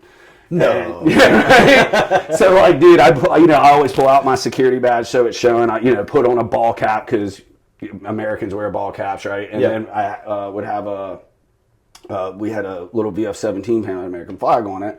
Since I didn't go out that way, and they know who we are, dude. We're the bearded dudes that you see around camp, right? There's not a shit ton of us, at least back then there wasn't. So I come up, I got the American flag thing up there. They wave me up to the gate. They're like that. I showed them my badge. And he was like, we need to check your car. Well, one, you're not allowed to check an American car. You can't do that. Yeah. And I was like, no. And he was just like, this says Jimmy Armo on it. Or Armo, he's called me Armo. I was like, it says Jimmy Armo. I'm like, yeah. Like, what's your rank? I was like, actually, that's not, I'm Jimmy. That's all we need to worry about, Sergeant. Like, and I was being cool. Yeah. So he's like, get out of the car again. And I'm like, you can go fuck yourself. like open the gate, bro. Like, bring me Sergeant of the Guard, And he's like, Sergeant of the Guard comes out. And he's like, all right, man, I need you to get out of the car. And I'm like, I'm getting heated, right? So I'm like, power trip, dude. Yeah. And I'm like, you can go. And I'm starting to get a little rowdy. And not screaming, not over the top, but just being very firm. Like, bro, this ain't how this game's played. Like, you ain't shit. Open up the gate. Like, you're being a jerk. Right. Yeah. Dude comes around, and I'm looking up. They're literally pointing the 240 down at me, and I'm like, no way. I'm like, maybe I'm being a little over the top, but I'm like, those guys have never been behind they're always up there in the guard shack like this. Homeboy comes around and opens my door. I'm looking this way. When he opens his door, he didn't have his finger on the trigger, but had his hand on his shit. I pull out the Glock. I'm literally right at his nut guard. And I'm like, yeah, bro. I'm at a Mexican standoff at a gate with the Washington, D.C. National Guard, dude. Bro, I was like, this can't be happening. So I say some other choice words. They end up letting me through, and it was this big tattoo, dude. Oh my gosh, bro. Oh my. Rolled downhill and just turned into something that it did not. Well, thank God, no, dude. The guy running the base back then, Hank, he was a former RRC dude. It was his last deployment, and dude, he came and like he was like, hey, we need you to come. Like, we got to do a formal investigation. I'm like, cool, man. So I went down and said my piece, did my thing. And like I admitted like one thing I said, and I honestly I don't remember what it was, and I wish I did because it was hilarious. And then we all got done, and then they came up. The dude that was doing the it was a real investigation. Came up and he was like, "Did you really say?" God, I can't remember the life of what it was. And I was like, I can fill in the blanks. Oh, he was like, that was awesome, and like gave me a cigar, poured a glass of wine. It was like that was that, but it was that was that the point with us. So no, I remember there was a small civilian force there, but for the life of me, I can't remember what they did. It wasn't as big, I don't think. No, it wasn't. It was growing. They were. It was a lot bigger than when I left, and I was only there 2 years. So so the one time that we did actually go outside the gate was when we had to pull guard for when they had the PT test for the Kateas. Oh, and then we would guard them while they were doing a PT test. So the civilian force was, I'm pretty sure they were like, former group guys and stuff like that, but bearded guys, they were the civilians there, like, great PT tests and vetting pretty much. And then there was... Oh, yes, I know, yeah. So they were vetting, and then there was a small group of people who were actually like teaching. Like there was this one guy that we went with, he was teaching English. He was teaching them English. Really? Yeah. Okay. See, I was the only involvement I had outside of our little compound was I had to go to like a weekly intel meeting. It was like me, a CAG dude, a Team 6 dude, some major named Brenda husband was like a full bird or a 1-star, and she was trying to hook up with everybody. Real weird. Oh yeah, shocker, right? Good for her. Bro, dude, it was so funny because she was like, I guess she was very close with somebody, and I don't think it was a ranger because none of us we were there to work, and she came up when I first got there. She like came up and she had this like box, and it was like all these like nice breads and cheese and all this stuff in it. She was like, hey, because we had weekly barbecues. I don't know how she had known about it. Maybe the guys before us. I don't know. I'm not gonna say how she knew. I don't know. I don't want to know. Not my business. Not my business. So she shows up and she was like, oh, it's Thursday. It's barbecue night. Blah blah blah. And I was like, wow. I was like, thank you, and just shut the door. I go back to the barbecue area, and I'm like, hey, guys. And they're like, well, it's like some chick named Brenda. Well, dude, I didn't think anything. Like, dude, didn't think anything of it. And then, I go to this, like, intel meeting, like, 2 days later, and, like, this chick's in there, and I was like, Brenda! And she's like, actually, it's Major So-and-so. I was like, I'll stick with Brenda. Yeah. Dude. It was so, I guess, like, for the cheese. Yeah, like, we could get away. She didn't even say get away. We were allowed to do, it was a specialized job, and she wasn't part of it. Anyway, but yeah, dude, that's funny that we were both at Scorpion, and that was in So for me, it was 18. So I spent the holidays there. Christmas, New Year's. I brought in the New Year with Ranger Regiment at the gate. Or at the range, and what they did was they loaded all their mags with tracers. Yeah. So 3, 2, 1, and we just let loose. And That's on the awesome. side of the mountain, and it's just you just see it light up. It was cool. That is awesome. 2018 to 2019 was that. Okay. Yeah. And then how long were you home after that one? Do you remember? After that, I was home for a little bit, and then I PCS'd to Carson, Polk, Louisiana. Yep, Louisiana, and then I was OC there for JRTC. Wait a minute. So the Scorpion was your last deployment? It was not my last deployment. So Scorpion was the last one before. You OC'd. Yeah, I OC'd. Yeah, okay. You threw me off there. No, now you're OC. I'm like, whoa. Okay. Yeah. I OC'd for a little bit, and then when I picked up 7, I became a platoon sergeant in 10th Mountain at 3rd Brigade at Fort Polk. That was when I deployed. Okay. That was my last deployment. And that was at was the pull-out. It was, yeah. Did I say it right that time? It was, yeah. HKIA? HKIA. Okay. Yeah. So the first thing we did was, it was the embassy first. We evacuated the embassy. And the embassy was the whole thing. Now, what was that like? This is like the meat and potatoes of what we're. But Yeah. Dude, you got your stories are amazing, and this withdrawal, I have not had a chance to meet anybody, as many people as I talked to and meet in the various communities of the military. I've not talked to anybody that was there. Yeah, so that's the thing is like, I tell people I was there, they're gonna be like, no, you weren't. That unit wasn't there. Like, yeah, we were there. 100% we were there. But before we continue, do you mind if I use the restroom real quick? Not at all, is man. that fine? Yeah. Can you pause that? Sorry, I didn't mean to. Sorry. Completely stop it. Yeah.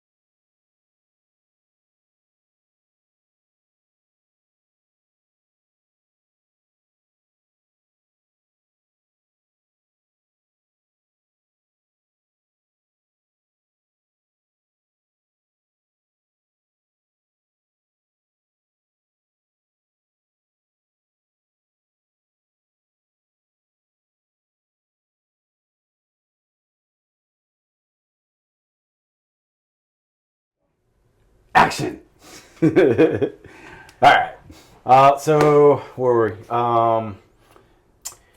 The squad leaders, you had to get them back in their lanes because we were ETS or they were Yes. ETS and Yeah. So I kind of what the hardest part I think was trying to get them to understand that, like, and at this point I've deployed already 5 times. I've gone This is to a battle Afghanistan. drill for you. Yeah, like I've gone to Afghanistan 4 times up to this point. Well, 3 times up to this point.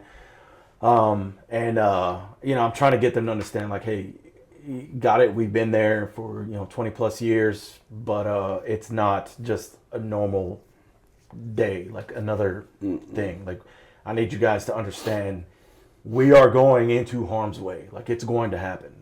Whether you think we're going to do gate guard or whatever, it doesn't matter. We're going into harm's way. And I need you guys to understand that. Not only do I need you to understand that, but I need you to make sure your guys understand that. Yeah, because if you're jerking off, then your guys are going to do the same. What they're going to do, yeah. They're going to do exactly what their leaders Yep. Oh, well, so-and-so did, blah, blah, blah, whatever. So I think that was one of the hardest tasks that I had. But fortunately for me, I had a really amazing company commander, Captain Noel. He was so great. Awesome dude. I think hands down, by far, probably the best company commander I've ever had in my 20 plus years. And then the first sergeant that we had was Ross. First Sergeant Ross. And he was an E7. But I tell you, this guy, he took this company and he took him to JRTC and he like built this company. He did the thing. Wow. Like, he was rock solid dude.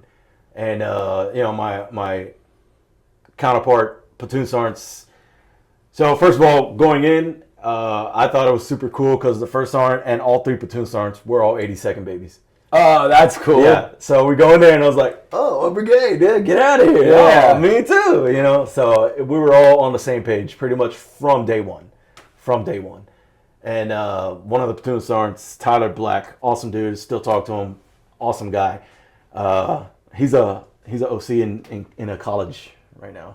No shit. He's like a JRTC instructor in man. college. Super chill. Yeah, guy, that's by the way. as I say, that's chill. Yeah, super chill. He That's doesn't do chill. shit. Like, teach these kids about some shit. Super chill. But great dude, 82nd, Jensen 82nd, and then Ross 82nd, and then of course me 82nd. And so we were just all on the same page from day one, from Jumpstart, and we kind of just went with that and took it forward. So I was able to do good things with my platoon, and we went to the EDRE, we did good stuff, we got the training, we checked the blocks. Now we're going to deploy. So now it's a thing, like it's happening. We're going to Afghanistan, no doubt. So yeah, we did. By the way, this was the first time, and I don't know what got into me, but I just said, "Fuck it, I'm gonna do it."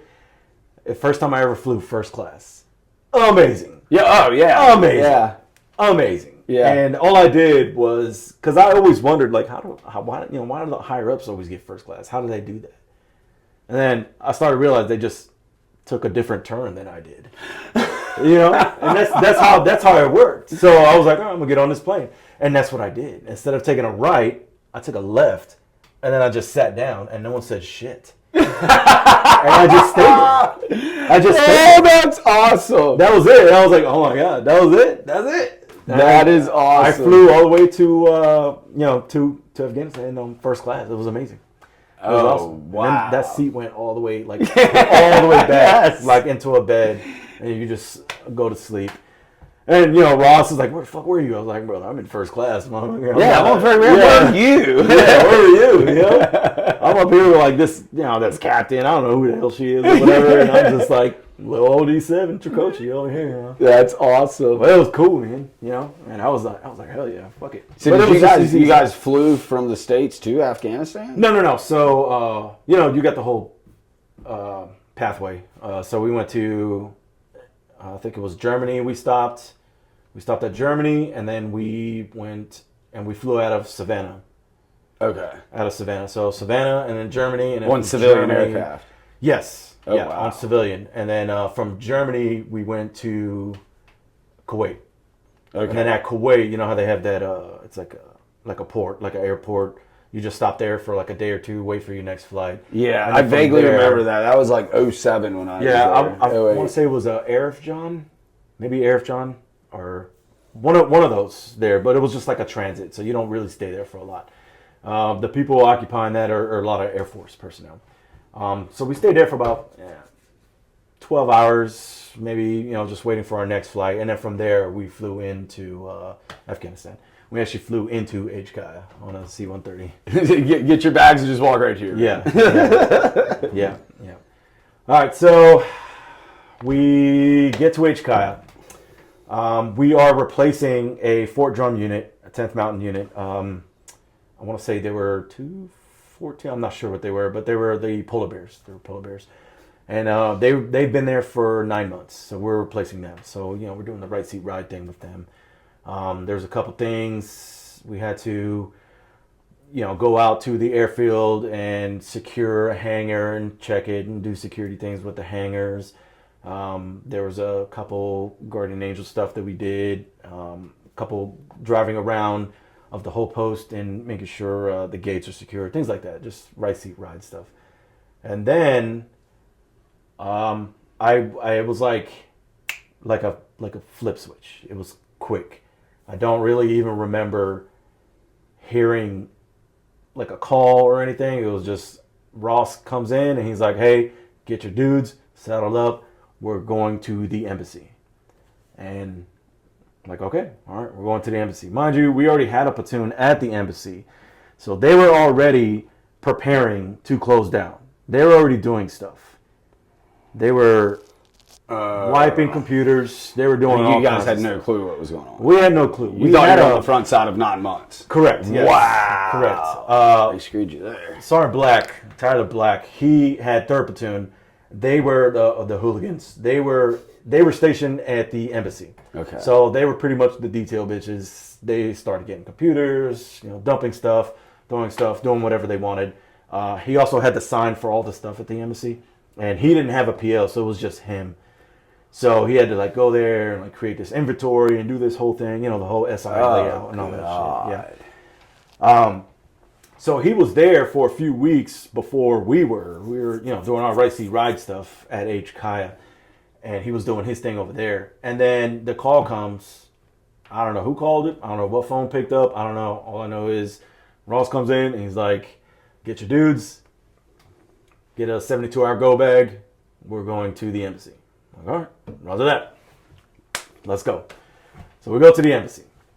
When we get to the embassy, we meet up with Black. He's got his guys. He starts to give us a layout. Yeah. And he's like, "Hey, man, that's all I know right now. The rest you're going to get from whatever embassy personnel. We've just been doing bitch work this whole time." And we were just like, me, Jensen, and Black, we're just like, So all right. have you guys? So if he's wiping all this stuff and everything, have you guys figured out okay, we're leaving? I mean, it was in the air. We kind of knew that it was going to be something like that. The term that they were pushing out was NEO, so non-combatant evacuation operation. Oh yeah. So kind of like what they did in Saigon in Vietnam. Went so well. Yeah. Yeah. Right. Yeah. Yeah. So he tells us whatever he knows up to that point, and then we're like, all right. And then all of us, all our PLs, we go to Captain Noel. He starts to break it down. All right, guys, this is what's going on. This is what's going to happen. Blah, blah, blah. This is the situation. Right now, you're going to get a tour from the embassy security, which were contractors, American contractors. And they're going to give you a tour. All right. I'm like, all right, cool, sweet. The key, the triggering point was if by this time Taliban had already pretty much taken over Kabul. Shit. Yeah, they're already taking over because troops are You withdrawing. guys knew that though, right? We did know that. Okay. We knew that. Their troops are withdrawing, so as troops are withdrawing out of the AOs, Taliban is just retaking ground. The trigger for the embassy was if the Taliban reached this prison that was in Kabul and released the prison. I know the prison, if they release those 3,000 plus Taliban fighters, we are evacuating the embassy. That was the trigger. And, Captain No tells us that straight up. Straightforward dude, which I 100% appreciated, because, like, who the fuck, who wants to beat around the bush in this kind of, like, hey, just tell me, what are we doing? Different kind of stress. Yes. So, he tells us, we're like, all right, roger that. Cool. That day, the next day, we're going to get a tour, and then during that tour, we're supposed to understand what our battle positions look like, what positions we're going to take, what gate we're going to do. Third platoon, you got this. Second platoon, you got this. First platoon, you got this. Making sure the gates are good, and then in what order we're supposed to be evacuating people in the event that the NEO happens. So, we're planning all that. We spend the night. Next morning, we go on the tour. We meet up with this bearded gentleman, ball cap.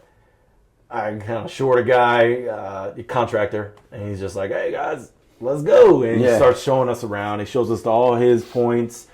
And these guys they have like almost no budget. They got whatever. Those kind of contractors. Yeah, they're just like, they have everything. And then this was when I told you, when I saw the embassy, this is my tour of it. And I'm seeing everything. The Olympic pool. The catering services, the kitchens, everything. It's just amazing. And they're like, oh yeah, we got a couple of hotels over here. They're not hotels. They're apartment complexes. Yeah. Like all the amenities you could ever think of. Billions and billions of dollars are dumped into this place. Disgusting. Insane.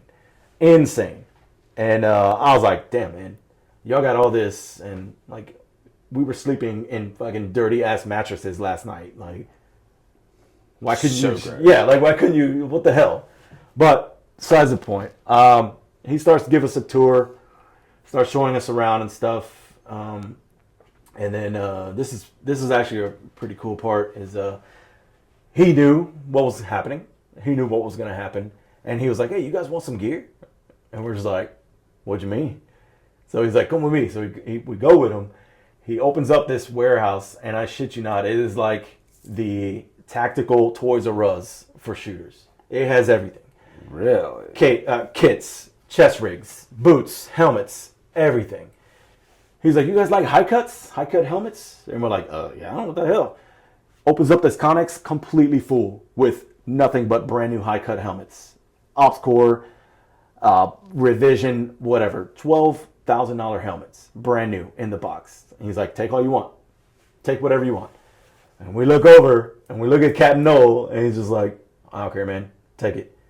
Because he starts taking stuff too, So we take everything.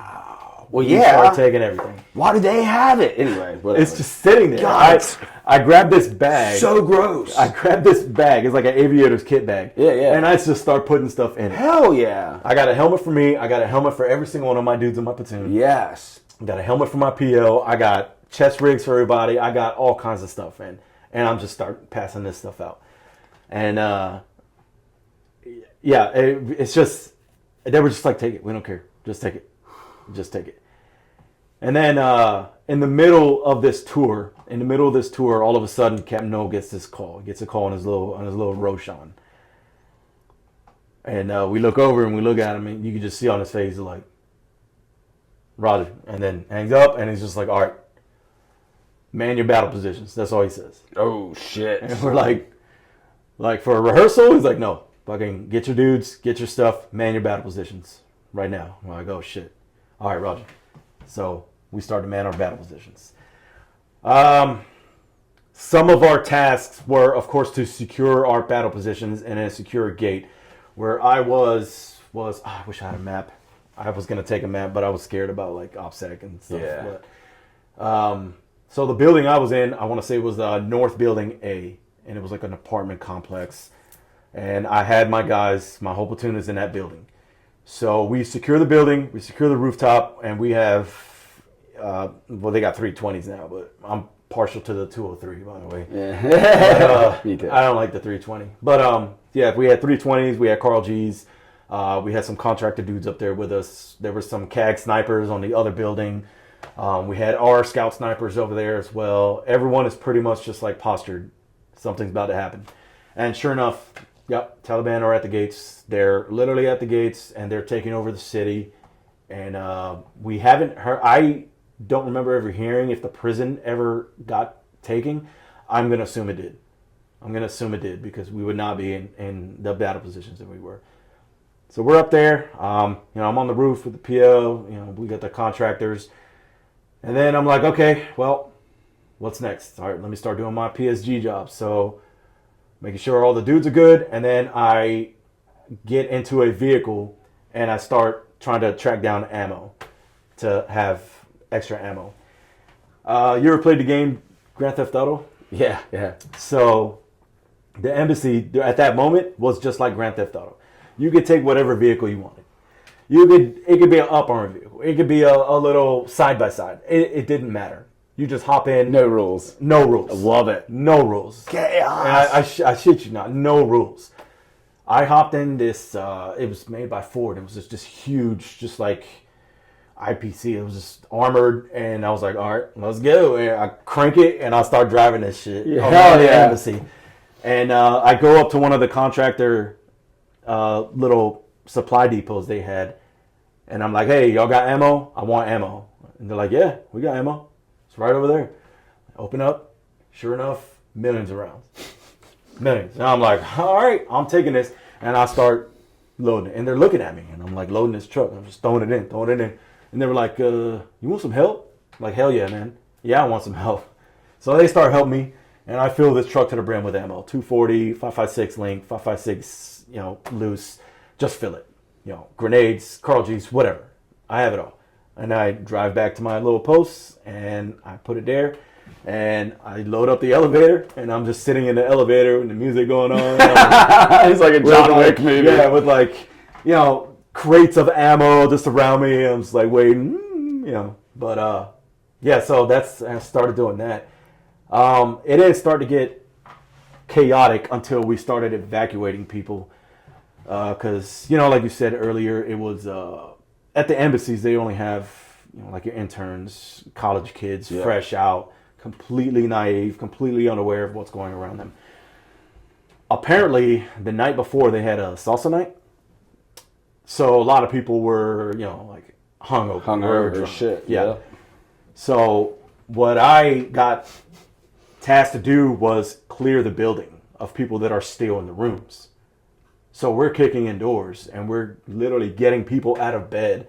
That are hammered drunk and shit. Yeah, they're just like, what are you doing? What's going on? Do you know who I am? Blah, blah, blah, blah. Oh, yeah. Yeah, all whatever you could think. Shut up, kid. Yeah, and we're just like, get your shit, get out right now. Get to the HLZ. There are helicopters right now. And at this time, Chinooks and Blackhawks are coming in and taking people out. Constant. Wow. Constant. Saigon. Constant, yeah. And First Sergeant Ross was on the HLZ, and I'd get people, and I'd go over to the HLZ, and, whatever vehicle I had at the time, and he would joke, he'd be like, hey, every time you came up, you had a different vehicle. Hell yeah. But, I'm like, hey, First Sergeant, I got more. He's like, all right, put them over here. And, they got all these bags, Gucci, whatever, and they got this and that, and they're like, oh, who's taking my bags? So, at that point at the HLZ, we're like, oh, we got your bags, don't worry. And that's all we did. We just tossed them, 'cause I'm not going to sit here and argue with you. No. You can either stay and be with the Taliban, or you can get on this helicopter right now and leave. Man. And we're just, just tossing bags. No one gave a shit. And there was a whole pile of just like bags, luggage, and it just constantly started to pile up in the corner of the HLZ. And people were pissed. What are you doing? That makes me so happy. Man, those guys are assholes. Yeah, we just didn't care at that point. We're just like, hey man, just get on the bird. That's it. Like this place is falling. It's closing. Like that's it. So we're on the gate. I go back to my building. Start clearing rooms. Start getting people out. People are all upset because I'm like putting my hands on them. Yeah. And they're. What really took me back was just like, do you even understand the gravity of like what is happening right now? You can't, because the only thing you could think about is that I am touching you, and you're offended by that, So tells you how comfortable their life is. Correct. and, and how detached they are. Correct. And these are people sending up reports to D.C. Yep. And then they wonder why we quote unquote lost. Yeah. Yeah. It's so gross, man. People don't know this shit. Yeah.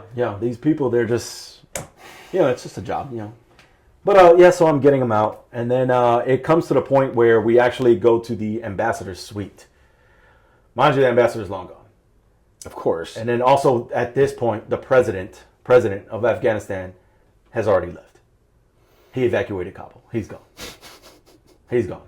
We hear that, and we're just like, okay, if he's gone, then it's lawlessness. There's nothing. Oh yeah, we have nothing now.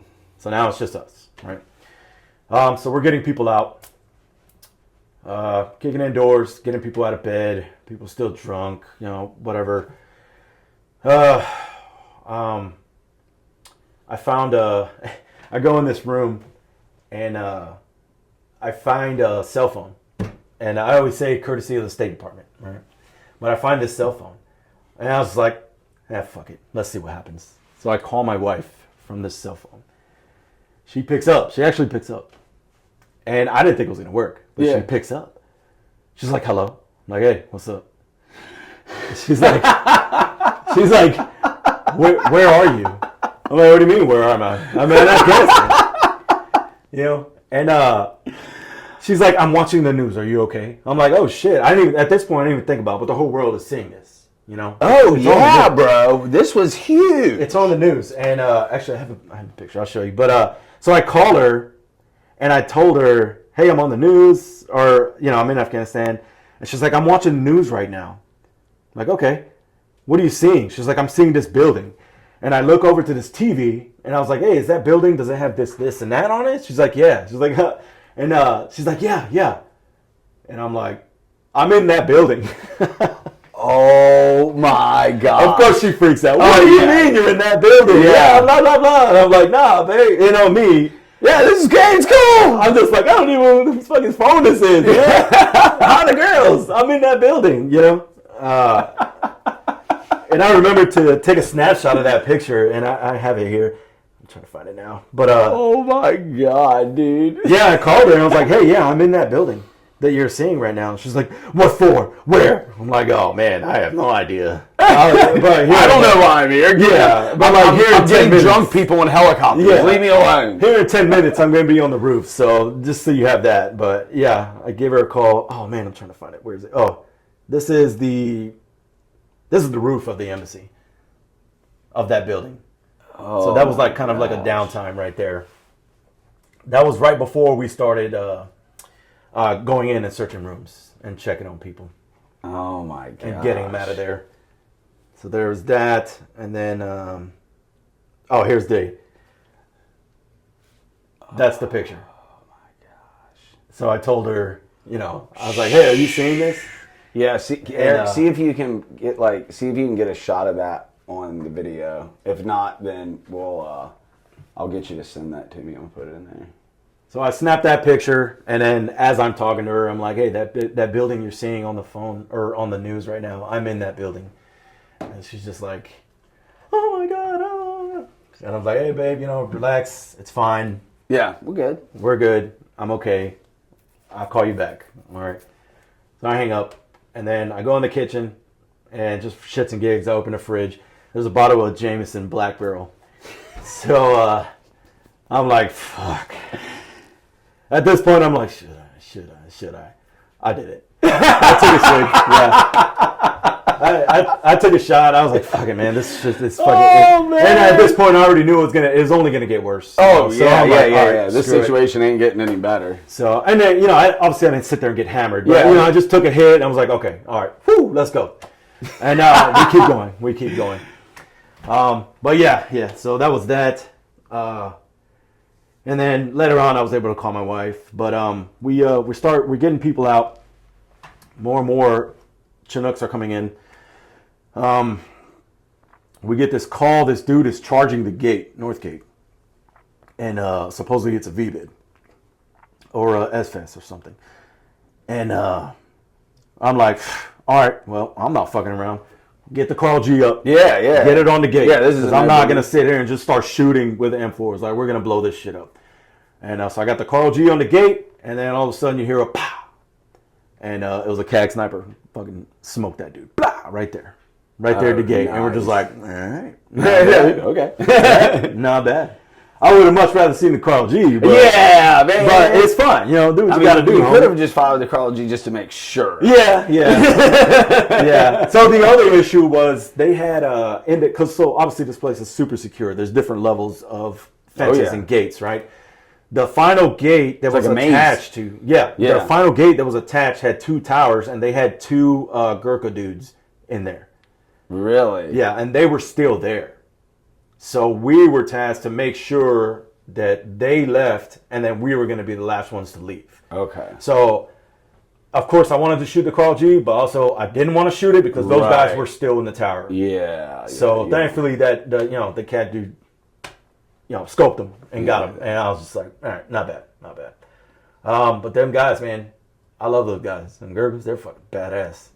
They're awesome. And they stayed there. I shit you not, until the last person left. They stayed no shit. And like the tower wasn't like a nice luxury tower. I shit you, it's like a little cylindrical post. Yeah. And you're just in there, just like that, with just the window. Yeah. That's it. Just it. Looks like medieval time shit. Yeah. I don't know. Yep. Yeah. And they stayed, man. Mad respect to those guys. Mad respect. Wow. They were good dudes. So we were waiting for them. The plan was to exfil by phase, right? Yeah. So outer being the most, so we got everyone out the buildings, and then now we start collapsing security, and then making sure security is still uncompromised as it collapses within the embassy. So the Gurkha dudes leave, the contractor guys leave, we're the only ones on the roof. Now we start to egress back. I do remember one time I walked up to the flag post on there, and I told Lieutenant Hurley, I was like, I'm taking this fucking flag, man. I'm going to take this flag. I tell him that, I was like, I want this flag. I'm going to take it. Of course, it's the Marines' job, right, at embassies to do the flag and do all that stuff. I never got to do it. And oh man, I never got to do it. It was a huge flag. I think it was folded. When it was folded, it was like this big. Damn, massive. Yeah. The reason I didn't do it at that moment is because I didn't have a key for the post to lower the flag, and I was seconds away from just like 9-milling that shit and opening it. But then I was like, let me not do that, because if I drop this flag now, it's gonna cause so much shit already. Because you can't. As soon as that flag comes down, what does that say, right? Everybody's gone. That's it. It's closed. Game over. Yep. So I didn't want to be that guy that like, oh my bad, So I was like, I'll come back for you. So I come back, and then when I came back, it was gone. They took it. Damn it. Yeah, they took it. But that would have been cool. Wait, who took it? I don't know who. I have a picture of some kid on a Chinook holding it like this. Some kid got it. I don't know who he Good was. for him. I'll tell you what though, it wasn't a Marine though, which I thought, because it was definitely supposed to be Marines, right? Yeah, Correct me if I'm wrong, but Marines, I think, are the people. embassy like security. Yeah. As far as DOD goes. Yeah, and so I never got it, but yeah. I didn't even actually take this picture. Someone sent it to me. And they were like, hey, that flag you wanted? Look at this. And he showed me, and I was like, motherfucker, man. Yeah, I was like, damn it, dude, really? So where were they? They were flying everybody back just from the embassy to HKIA, right? Oh, wow. Yeah, that's the flag. So it actually came down a lot sooner, because we were there well after dark. Wow. So you guys, you get on the birds. You're back at HKIA now, right? Yeah. So it's a short flight, so that's good. Yeah. So everyone that was getting evac'd from the embassy in Kabul was going to HKIA to get on a bird to go home. They were all flying out. As we start to egress back, we already have secondary battle positions, so we could assume and then create that security within the HLZ. So everything was centrally located, and the security was supposed to be just on the HLZ as its own. So that way birds can continue to come in and come out. We were on this gate. It was the east gate. And literally the Taliban were just like right outside the door. You can hear them. They're throwing rocks and stuff. They're just literally inches from the gate right there. And we're just like, man. So I find a truck and I take the truck. I hijack the truck and I put it and make another, like a secondary barricade on the gate. So if they do come through the gate, then now they got to deal with this truck. So I just start piling shit on there. And we're waiting and waiting. And then we get the call. All right, everyone's off. Everyone's gone. Forces start to break back. But we were ACO 230. 230, we were the Wild Boars. And we were a Spartan company. Which, yeah, that's right, these guys. And I loved it because, you know, companies... You usually have a name with a company for that letter of that name, and I thought it was cool. Like, yeah, we're ACO, but we're the Spartans. That's cool. I was like, man, that's cool. Yeah, that's dope. I like that. So we were all about that, and so they, you know, we get the call. Hey, snakes, break down, come on back. HLZ, hooligans, break down, come on back. HLZ. Now we start running and sprinting to the HLZ. And then a bird is there, and then that's it. That's the end of Kabul embassy. Wow. That was it. And I got on the bird, and I have a picture of it also. You can just see my one of my 240 gunners, Foster. You just see him. He's like this. ACH is like to the side. He's just exhausted, you know, because we just sprinted from Eastgate to the HLZ. Yeah. You know, he's just done like. And I'm standing, and I look over to Black. And he has the same look on his face, you know, because, I mean, we just spent 20 years of our lives fighting here. And now, that's it. It's done, just like that. And we didn't say anything. I just looked at him, and he looked at me. And that was it. Wow. That was it. We just stood there in silence. And then the Chinook took off, and we could see... There was a bunch of fires in Kabul, like you could see chaos in the city streets, and then you just see the embassy just disappear. That was it. Wow. That was it. We did go to the ambassador's suite, and I tell you, this shit was beautiful. He had 2 fridges. He had a wine cellar. He had a whole patio. They had like a garden, like everything. I found a bunch more phones, and I took them and I just threw them in the sink and then left them in water. Yeah, just, you know, because we had to destroy everything we came across. So I was like, fuck it. The fact that these people are leaving their phones everywhere when fucking bad. Well, these aren't personal phones. These are just like State Department phones. Right, are, but like, what are you leaving? Like, whatever. So much stuff was left. They're such dirtbags. Anyway. There was vehicles that I had to park in certain places. And then I would throw phosphorus inside to burn it down, and I would start fires inside the vehicles, so they wouldn't be able to use them. Millions and millions of rounds, equipment, and this is just in the embassy. It's not even like at HKI proper. Wow. It's just the embassy. Food, kitchens, whatever, you name it. It was literally like a 5-star resort, you know, and it's all gone. All gone. Wow, just like that. Just like in a blink of an eye. In a blink of an eye. In a span of like a few hours. So it's nighttime. Yep. You know, so what happens when you land back at HKIA?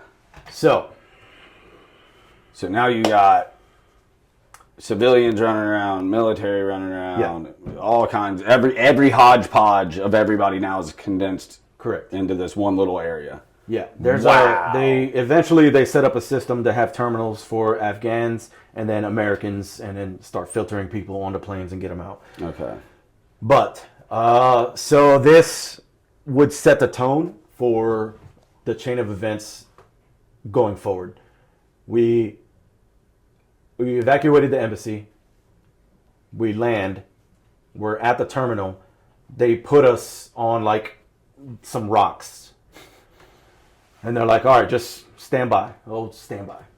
Right. So we're like, all right, Raj, all right.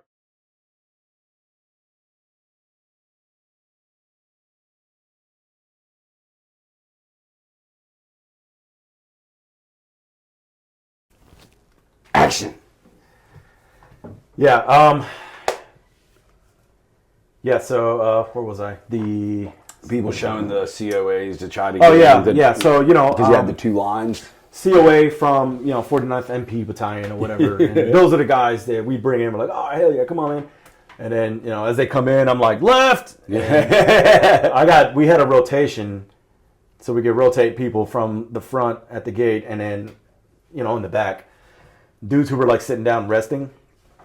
It got to the point where they were like, yeah, left, yeah. And they're like clapping for these guys, and as they're walking, they're like, ah.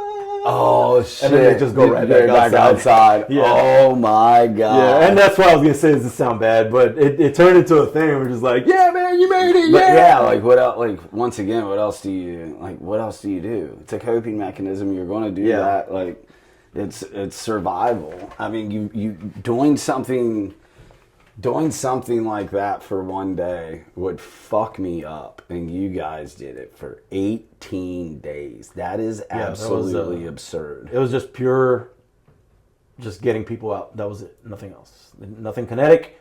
We're not going after people. We're not searching for people. We're searching for people. Well, yeah. But, it's not direct action. Right, We are literally just trying to go and find people out of a crowd, needle in a haystack, and then get them on a plane. So birds are coming and going this whole time. Yeah, so, all right, so mind you, during this time, airplanes are coming and going, birds are coming and going. There are several people out there. A lot of 3-letter agencies. SEALs are out there. CAG dudes are out there. We see CAG dudes and their little birds flying around. They're still doing kinetic stuff because it's like the last opportunity to just like go and schwack some dudes while all this chaos is happening. So we'd see them on the little birds all the time flying over. SF dudes are there. I'm not sure, but I think a small number of bad guys were there. And then the 82nd was there. 82nd flew in to secure the airfield because that's what they do. Airfield seizure or whatever. Airfield was already fucking secure. Yeah. Like that day already passed. And they were there on Z Day. They were there, but I don't know. And I have a lot of love in my heart for 82nd. But like I said, I didn't drink the Kool-Aid. And then to be honest, that day, like I just didn't see them. Like y'all were driving around in your trucks and we're out here shooting 320s in dudes' chests. Like, where were you? Granted, benefit of the doubt, it was a big airfield. They could have been all the way on the other side. I'm not sure. But I just know that I didn't see a lot of stuff or help from them. They stayed on the airfield and secured. They slept in the hangars and stuff.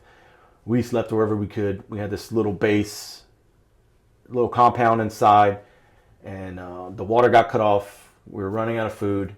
We were scrounging to find food. MREs were literally being lasted as long as you can make it last. Toilets weren't working. Shit was like piling up. It started to get real feral there towards the end. And that's when, at that moment was when me and Ross, my first son Ross, we were talking about this earlier. We go to the chow hall to see if we can scrounge up something and find something. And then there's this platoon of Marines, and they're literally in there partying, just going nuts, shirts off, fires, doing whatever they want, cooking and shit that shouldn't be cooked on, like just whatever. Probably hammered drunk. Super feral, just going nuts. And we're just in there like, all right, we're not going to say nothing. Let's get out of here. What we're going to say. Yeah, what are you going to do? What are they going to do? Listen to, they're not going to listen to us. Hell no. So we're like, all right, man. Well, clearly there's nothing here. Let's go. So we left. And they partied throughout the night. They just stayed in there and just went nuts. Went crazy. They got some of them good crowns, got them all fired up, ate some of them good Never crowns. seen anything like it. I'm just like, Jesus, that's man. awesome. Yeah, never seen anything like it. What? So you guys are not fighting, but scrounging for food. Shitters are overfilling. How are you on water? Water is all right for now. It's dwindling, but it's okay for now. But because there's a lot of resources, water, and cases that are getting thrown to the crowds to appease them. And that's water, like that's our water. That's y'all's water. Yeah. Holy shit. But What? mind you, there's a lot of countries here. So each country supplies its army with its own stuff. Okay. So I'm not gonna say water was like super scarce, but it did get to a point where like, okay, we need to make sure we have enough water. Germany ain't going to give you a case of water. Probably not. Yeah. Probably not. Holy shit. So you did this shit for 18 days. I know I keep repeating that, but that's mind-boggling to me. How long, like, in your order of movement out, where are you in relation to like the last people? I know there's like this famous picture of General Donahue who's like, I'm the last person in Afghanistan. He wasn't. There was several people there. I didn't. When I saw that, and I was like, okay, so a general's walking by himself on it. Shut up, bro. Absolutely not. Get the hell out of here. You're a politician, that was a bro. stunt. That was your first time putting on a kit in 5 years. Chill out, bro. Yeah. You guys need told to go pass a PT test. Jesus. He also likes to take credit for being the only general to actually take charge of the takeout, but I never saw that. I never heard anything from him. Dude, well, there was no one in charge. It looked chaotic just from what you saw on TV, but the level of chaos you're describing, there was no control. No, there wasn't anything. And who was he? Was he a division general or whatever the hell it's called? He was the 82nd Division. Okay. General, commanding general. Okay. So yeah, that picture of him on the ramp, like, oh, last person to leave Afghanistan, hard no. Well, I guess when you just ride a desk most of your career, that you got to try to get a cool guy picture somewhere. I guess. Poor fella. Yeah. Imagine having to like live with that, being like, hey, I portrayed myself to an entire world.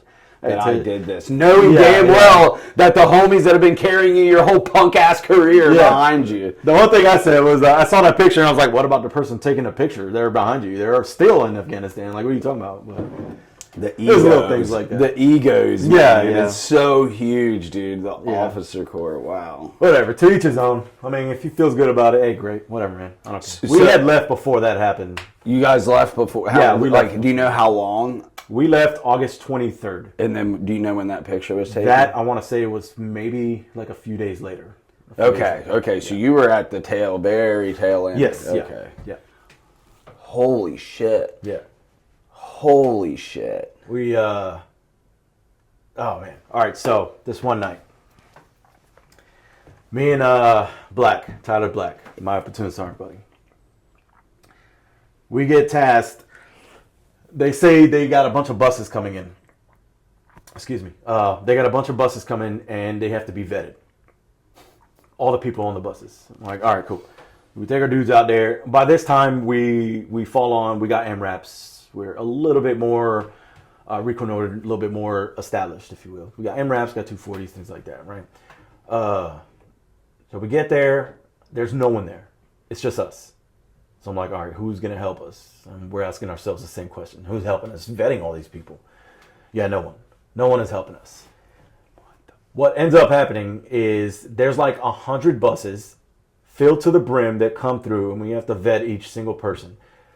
It's just me and Black. What are you doing? Just looking for their passports and shit? We're just making sure they don't have no weapons, guns, or nothing like that. Oh my God. Just getting rid of like extra luggage and things like that, because supposedly they were already vetted by the time they were on those buses, but now we're just like the second measure, if you will. So buses start coming. Now it's just me and Black, just me and him, no one else, and we start searching people. Now, mind you, these Afghanis, they're more established Afghanis, business owners, a little bit more wealthy people, probably some people that had a little bit of pull to get on that bus and to the situation that they were in. They're trying to bribe us, oh, we want to get on, and we're telling them like, hey, you don't have to bribe us. We just got to search you. That's it. I don't care. You can't take extra luggage. All right. Take whatever you need. And what surprised me was a lot of these people had young babies, young kids. When I tell them take whatever you need for you and your children, I'm assuming you understand take the food for your kid, diapers or whatever for your kid. No, these people are throwing that stuff off, and they're bringing bags of cash and gold bricks, diamonds, jewelry, cash, and that's all they're bringing. And we're just like, do you not want to bring your baby's food, like your formula for your child? No, the Americans look at Yeah, and they're just like, oh, yeah, I'll grab it. Yeah. And all night we did that. We vetted, I don't know, like 500 people, something like that. Just searching every single one and vetting every single one. At one point, this guy, I think he was a SEAL. And he walks up. He's like, hey, what's up? What y'all doing? We're like, we're vetting, and we tell him. He's like, all right, looks like y'all got it under control. And just disappears. I'm like, but he'll write a book saying he vetted every single person on that airfield. Yeah, I was there. And he just disappears. I'm like, all right, whatever, man. But at that point, we already kind of had a system going, and the throughput was good. So whatever help or whatever would have been great, but me and Black would look at this guy and we're like, dude, just fucking just go. Like, I don't care. You don't need to be here. Just go. And he just disappears. He's gone. And that happened a lot. There was a lot of people like that. There was a lot of people out there that had their hand in the pot and their ladle in the soup, if you will. Just trying to get there 15 minutes, if you will. And it was it got really political really fast. Really fast. Towards the end there, a lot of the higher ups and the officers and generals and stuff were a little bit more concerned about how they look in their role of that pullout, as opposed to how we're doing or how troops are doing or what's so once there was a little bit more organization and control to the chaos. Now all of a sudden they want to be in charge. Now all of a sudden, like, hey, look at me, Now it was like that. But we continued to do the snatch and grab stuff. Once the snatch and grab stuff started to die down a little bit, it was only like onesies and twosies here and there. I had just got a family from Abbey Gate. I was at Abbey Gate that morning. I come back to my CP, and I'm talking my first son. I'm like, yeah, family's good. We're good to go. And then that's when the explosion happened. And I see it on the camera in my CP. And I'm just like, I was just there. I was literally just there. And 13 Marines lost their lives. That's what messed me up, man. Especially seeing like the rank and the ages, and then I remembered, like, I don't remember their MOSs off the top of my head. I think one was like a medic or something, but it was like it was a corpsman, I think. Yeah, everything that I heard that was there, like I looked at my girl and I was like, that they weren't supposed to be doing that job. Like, so what really hits home is that could have happened at any moment, right? Because we're not pulling security. We're not checking bags. We're trying to get people and then we're leaving. That's it. That IED could have been there for weeks. It could have been there for seconds. We have no idea. No idea. Taliban's blaming ISIS. ISIS is saying Taliban did it.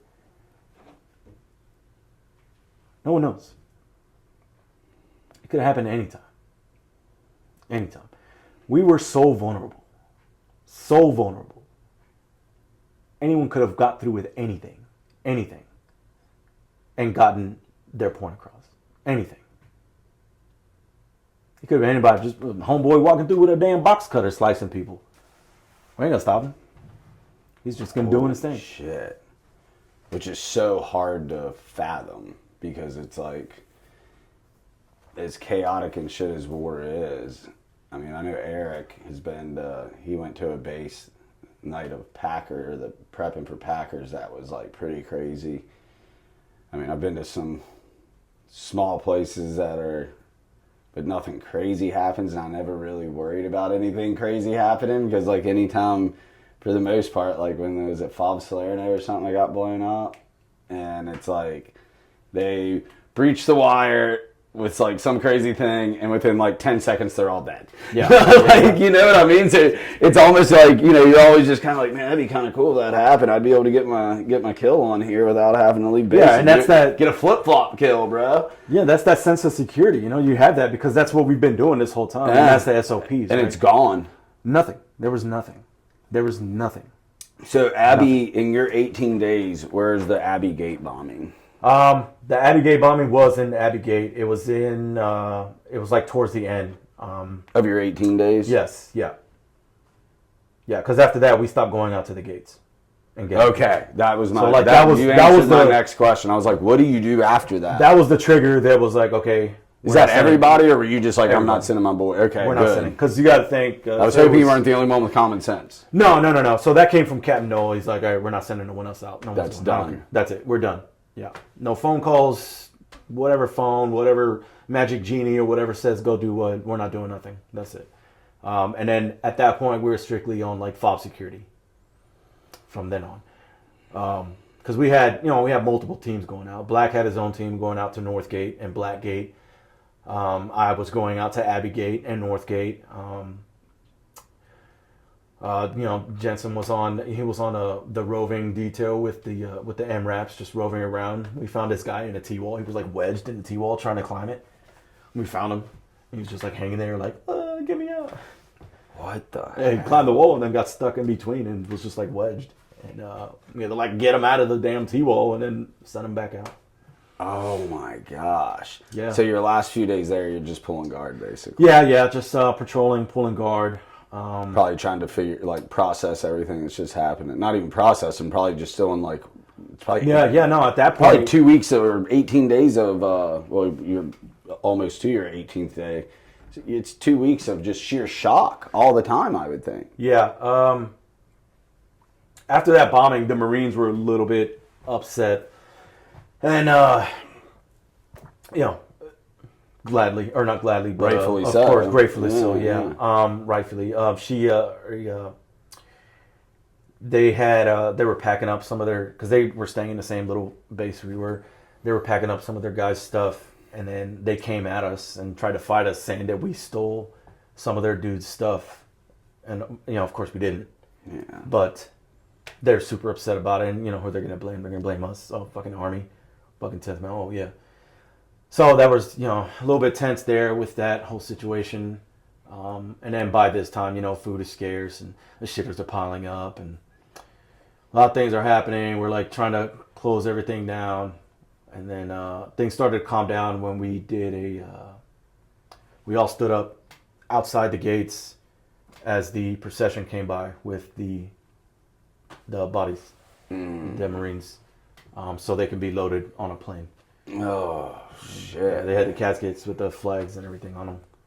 Oh, my God. So we stood out. I think at that moment we all kind of put our differences aside and had a moment to watch these heroes come by, and then things started to calm down a little bit more after that. It was because now we started hearing rumors. All right, hey, you guys we're gonna get you on a plane. We're gonna get That's you. what I was getting ready to ask. So, when did you find out? What day did you say you left again? What day? What day did you guys get on the bird and leave? 23rd, August 23rd. How far before August 23rd did you hear you're leaving August 23rd? Probably like a week, I want to say. That's cool. And they didn't change it on you? No, so it changed during that week. It changed a little bit because at first it kind of started of, hey, we're going to get you guys on a plane. Okay, we're still doing our thing. Hey, we're going to get you on a plane, but we just don't know when. Okay, and then it was just kind of like that thing that kind of went down, rumor mill. And then just out of nowhere, all of a sudden, they're like, hey, we're leaving tomorrow, so make sure all you dudes are packed up. I'm like, all right, roger that. We're packed up. And we left a lot of stuff. Or like our personal shit.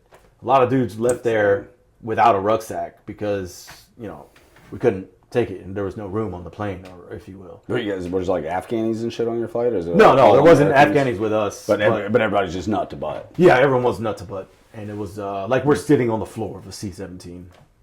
Just like nut to butt sitting. I think the only thing I brought back with me was like a medium ruck with some just scrounged up shit that I found, Funny story, when I left the embassy, we had to leave a lot of stuff. I thought I left an iPad in the embassy. Years later, I look in my kit, and you know where I put it? I put it behind my plate in my kit. And I fucking find it. I found it. I was like, get out of town. That's awesome. Yeah, I found it. But I put it there. I was like, damn it. Why did I do that? Like, why didn't I just put it in my bag? I don't know. But yeah, it's just one of those Trying things. to conserve space? I guess, yeah. I don't know. So I left a good pair of Crocs there. Like, man. So out of I mean, just from sitting here talking to you, out of all your deployments, clearly this one had the... It was pretty, I would say it was definitely impactful, yes. It's like... It was definitely I not mean, anything that I've ever done in any of my deployments. There's like, I mean, holy shit, man. Besides stories where dudes get like, you know, you get blown up and lose limbs, or, you know, I know one guy that was shot in the face and almost captured, and oh, Eric Spielberg. But like, bar crazy 1 million things, like this is the most fucked up, traumatic, insane rewiring of the brain stuff. You're seeing a different side of humanity. You're not, Oh, yeah. in some cases, you're not even making a decision, because you can't even make a decision. You just have to watch shit happen, and there's nothing you can do about it. And that's like, Yes, yeah. that's some next level. That's some next level shit, bro. Like, Yeah, we always used to joke, like, oh, yeah, we're making history. And, you know, it was, I guess. oh, 100%. If you can. If And at the end of the day, you guys saved a metric shit pile of lives. Yeah, yeah. I So, like, honestly, let's you glass half full there for a minute, because, like, that's terrible what you guys went through. But, you know, at the end of the day, at least it was for something beautiful. Like, yeah, saving you know, life. I've never really thought about that, or I never really put too much thought into that, because to me, I was just like trying to get through it. What I was doing, and I guess to this day, I never really, like, it hasn't hit me like, oh yeah, like I saved lives. I never thought of it like that, because I was just trying to get through it, right? And I guess I don't know if it's like, if it's the person that I am or who I am or what it is, but I to me, to this day, like, I'm still just like, yeah, you could say, yeah, you saved lives, but to me, I'm just like, I guess, yeah. Yeah, I'm not sure if I'm stating this right. I'm just not. Well, dude, I mean, at the I end just don't. I don't feel like it. You know what I mean? Well, dude, I can't. I mean, I'm a very empathetic person. Pretty good at putting myself in other people's shoes. I've been sitting here while you're talking to me, like, trying to imagine what all this is like, stepping on kids and the almost crushed thing. I mean, picking people up, people and babies in concertina wire, like all of this shit. But it's like, and I can't imagine. I'm not going to pretend to, but it's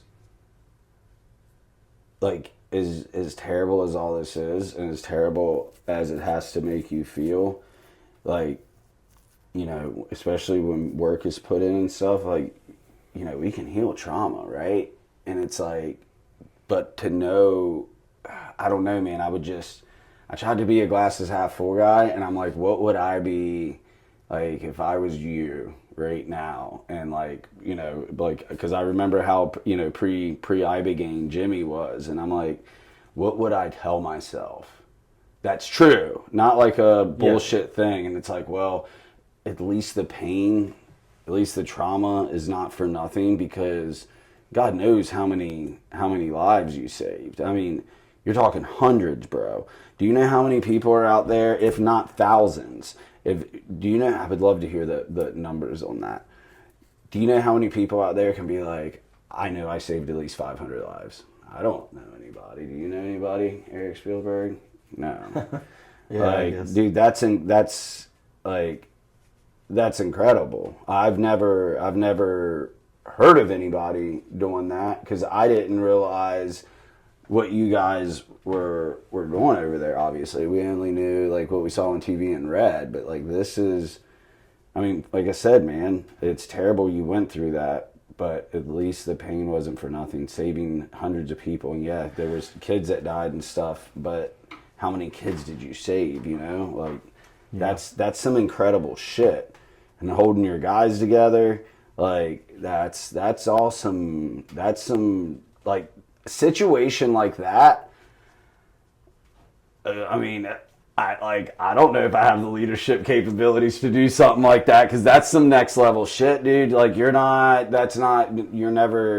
trained for that. That's not even. Well, we definitely didn't train for that. Hell no. And it's like it's not what we did at the Idri in Minnesota, though. I mean, the only thing I would have going for me, I think, is that like, you know, because you always try to put yourself in people's shoes, right? Yeah. Like it helps understand people, I think.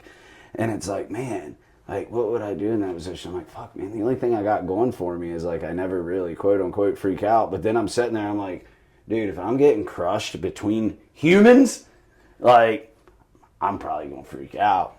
I might have, I would have been minimum stabbing, if not rat-a-tat-tat, dog. Like, at that point, I ain't going out like that. But, like, just, and you being like, oh, I composed myself, went back, composed myself, went right back in it. It's like, holy shit. Like, that's not, like, what do you do? Like, there's, I don't know, man. This is like the heaviest shit I've heard. Like I said, outside, like, I can't think. It's like, I'm so grateful that, like, I never, you know, took a bullet or, you know, like, took shrapnel, something that, like, permanently fucked me up. But this is, like, I'm more than grateful that, like, I didn't have to do that. I'm glad you're still here. Like, that's, like, the 13 that died, that it could have been way, and, like, not, obviously not minimizing that, because that, I wasn't even there, I didn't know him, I had no idea any of this happened, and that messed me up, because it shouldn't have happened. But, man, just thinking about the lives you saved, like, out of an ugly, disgusting, and honestly very avoidable situation. You know, if higher ups did their job, which really is nothing new that they don't, but just to have something so disgusting, like, there is that silver lining, there is that beauty. Like I said, man, I've never met anybody that saved hundreds, if not thousands, of lives. Yeah, I guess I never quantified it or put a number to it, but I guess so. Yeah. Yeah, man. Yeah, there's a lot of people. I saw this one kid. This was at Northgate, and I don't know why, but I looked to my left, and I just turned to my left, and I see this skinny little Afghan kid, and he looks at me, and he holds up a CAT card. He was a private in the U.S. Army, and he went to Afghanistan to go get his family, and he was at Northgate, and I see the CAT card. I'm like, get the fuck out of here. Ain't no way. So I grab him, and I see it, and it's a legit CAT card. A great CAT card. And I get him, and I get his wife, and I get him on the plane. I get him out. Wow. CAT card, private. And he was there to get his family. I'm just like, he's probably still in the Army. Yeah. Who knows? Maybe he's a sergeant major or something right now. You know, who knows? But yeah. I don't know why. I just look to my left, and I see this kid, and he's got a CAT card. No shit, CAT card. Holy shit, man. E2. Yeah, and it was just him and his wife. You know, and I got him and I put him inside. Oh my gosh, dude. And I went back and I told Hurley, I'm like, hey man, I just saw this kid. He had a CAT card. He's at E2. He's like, no way. And we just start bullshitting about it. But, you know, in hindsight, it's like, damn, what the hell? That's wild. That is with all this insane, chaos, dude. The one CAT card is right there. And I saw it. At that gate, this Marine also, we're pushing back the crowd, and he starts to lose his composure and get pissed, and now he's like upset, you know? Yeah. And like, you can't do that. And he's like walking into the crowd and getting upset and hitting people and shit. And I pull him back, and he's just like yelling at me, and I'm like, hey man, look what's on your chest. And on his kit is nothing but grenades with all the pins just explode. Ooh, and I'm like, look what's on your chest, man. Yeah, buddy, because if you punch me in the face, I'm pulling one of them pins. Yeah, man. Like, not even you pull it. Like, anyone in this crowd could pull this pin, and now we're all screwed. You know, like, get a hold of yourself. And he takes a deep breath, and then just, like, walks backwards. And I'm just like, what the hell's going on, man? Total chaos. I'd probably go as far as say, like, total anarchy. Oh, yeah, 110%. I mean, you're between controls. You had the United States leaving and Taliban coming in, so it was anarchy. Nobody had any control for a while. Yeah, it was total nuts, man. Just insane. And I think that's probably maybe some of the reason why I wanted to come on here with you. And it's an honor, by the way, to be here with you guys. This has been awesome. But this is a version of it that like a lot of people don't know. Hell no. They don't know or they don't want to know. I think it's honestly, I'm sure there's people that don't want to know. I think it's more column A. I think it's just they don't know because we don't hear this shit. All you hear is the stories of, General Jerk Me Off getting on. I was the last dude on the ground and this, that, and the other. And he's the last one, boots on. Yeah, he's the one that briefs the president or whoever they brief, Secretary of Defense or whomever. And then that's when false narratives get put out. Yeah. I mean, it's... and I mean, don't get me wrong, there are good officers out there, but it's so funny because somebody will be like, oh, I know so-and-so, my cousin's boyfriend's husband is a colonel. And I'm like, that's not a real flex. Like, so what? Don't say that. Like, Well, that's I mean, not. Now, if he's like, is he an E6? Like, cool, tell me about him. I mean, once you get to that level, it's all politics. It is, man. It is. We're helping out this dude running for Congress, Brian Montgomery. He's a West Pointer lieutenant colonel, and I've never met anybody like him. Just because he's real humble. Like I straight up told him when I met him, I was just like, I said, I try to go into everything with no expectations. I said, but you're like no West Pointer and anybody above major I've ever met. Because normally it is. That's what I would say. You get in battalion, it's really above the rank of captain, I would say. But definitely whenever you get above the rank of major, you're a politician at that point. Yeah, man. for sure. And a lot of them are so out of touch. And then a lot of them, it is the military, and it's in a sense is a political system. So then you've got, if you're a good leader, you're going to question things sometimes that are above you. Well, in the officer world, a lot of time, and even the senior enlisted world, people get promoted because they're yes men, not because of their ability. And then next thing you know, it's like, oh, you're the face of this unit, or you're the this, or you're that, and it's like you really start looking at the man and his career, and you're like, wait a minute, how did you even get here, bro? Yeah. I have an idea. Yeah, right. Well, you've got retirement coming up soon. We've got fishing coming up soon. And again, I'm going to give you Ibogaine stuff. And whenever you're ready to go, we'll send you. And hopefully it'll be at a time I'm going and we'll go together. But yeah. I have to apologize. I meant to bring you something to have like as a gift to here. Well, thanks. And I totally forgot, but I'm gonna get it to you. But it was it's actually the actual visitor's pass for U.S. Kabul Embassy. No way.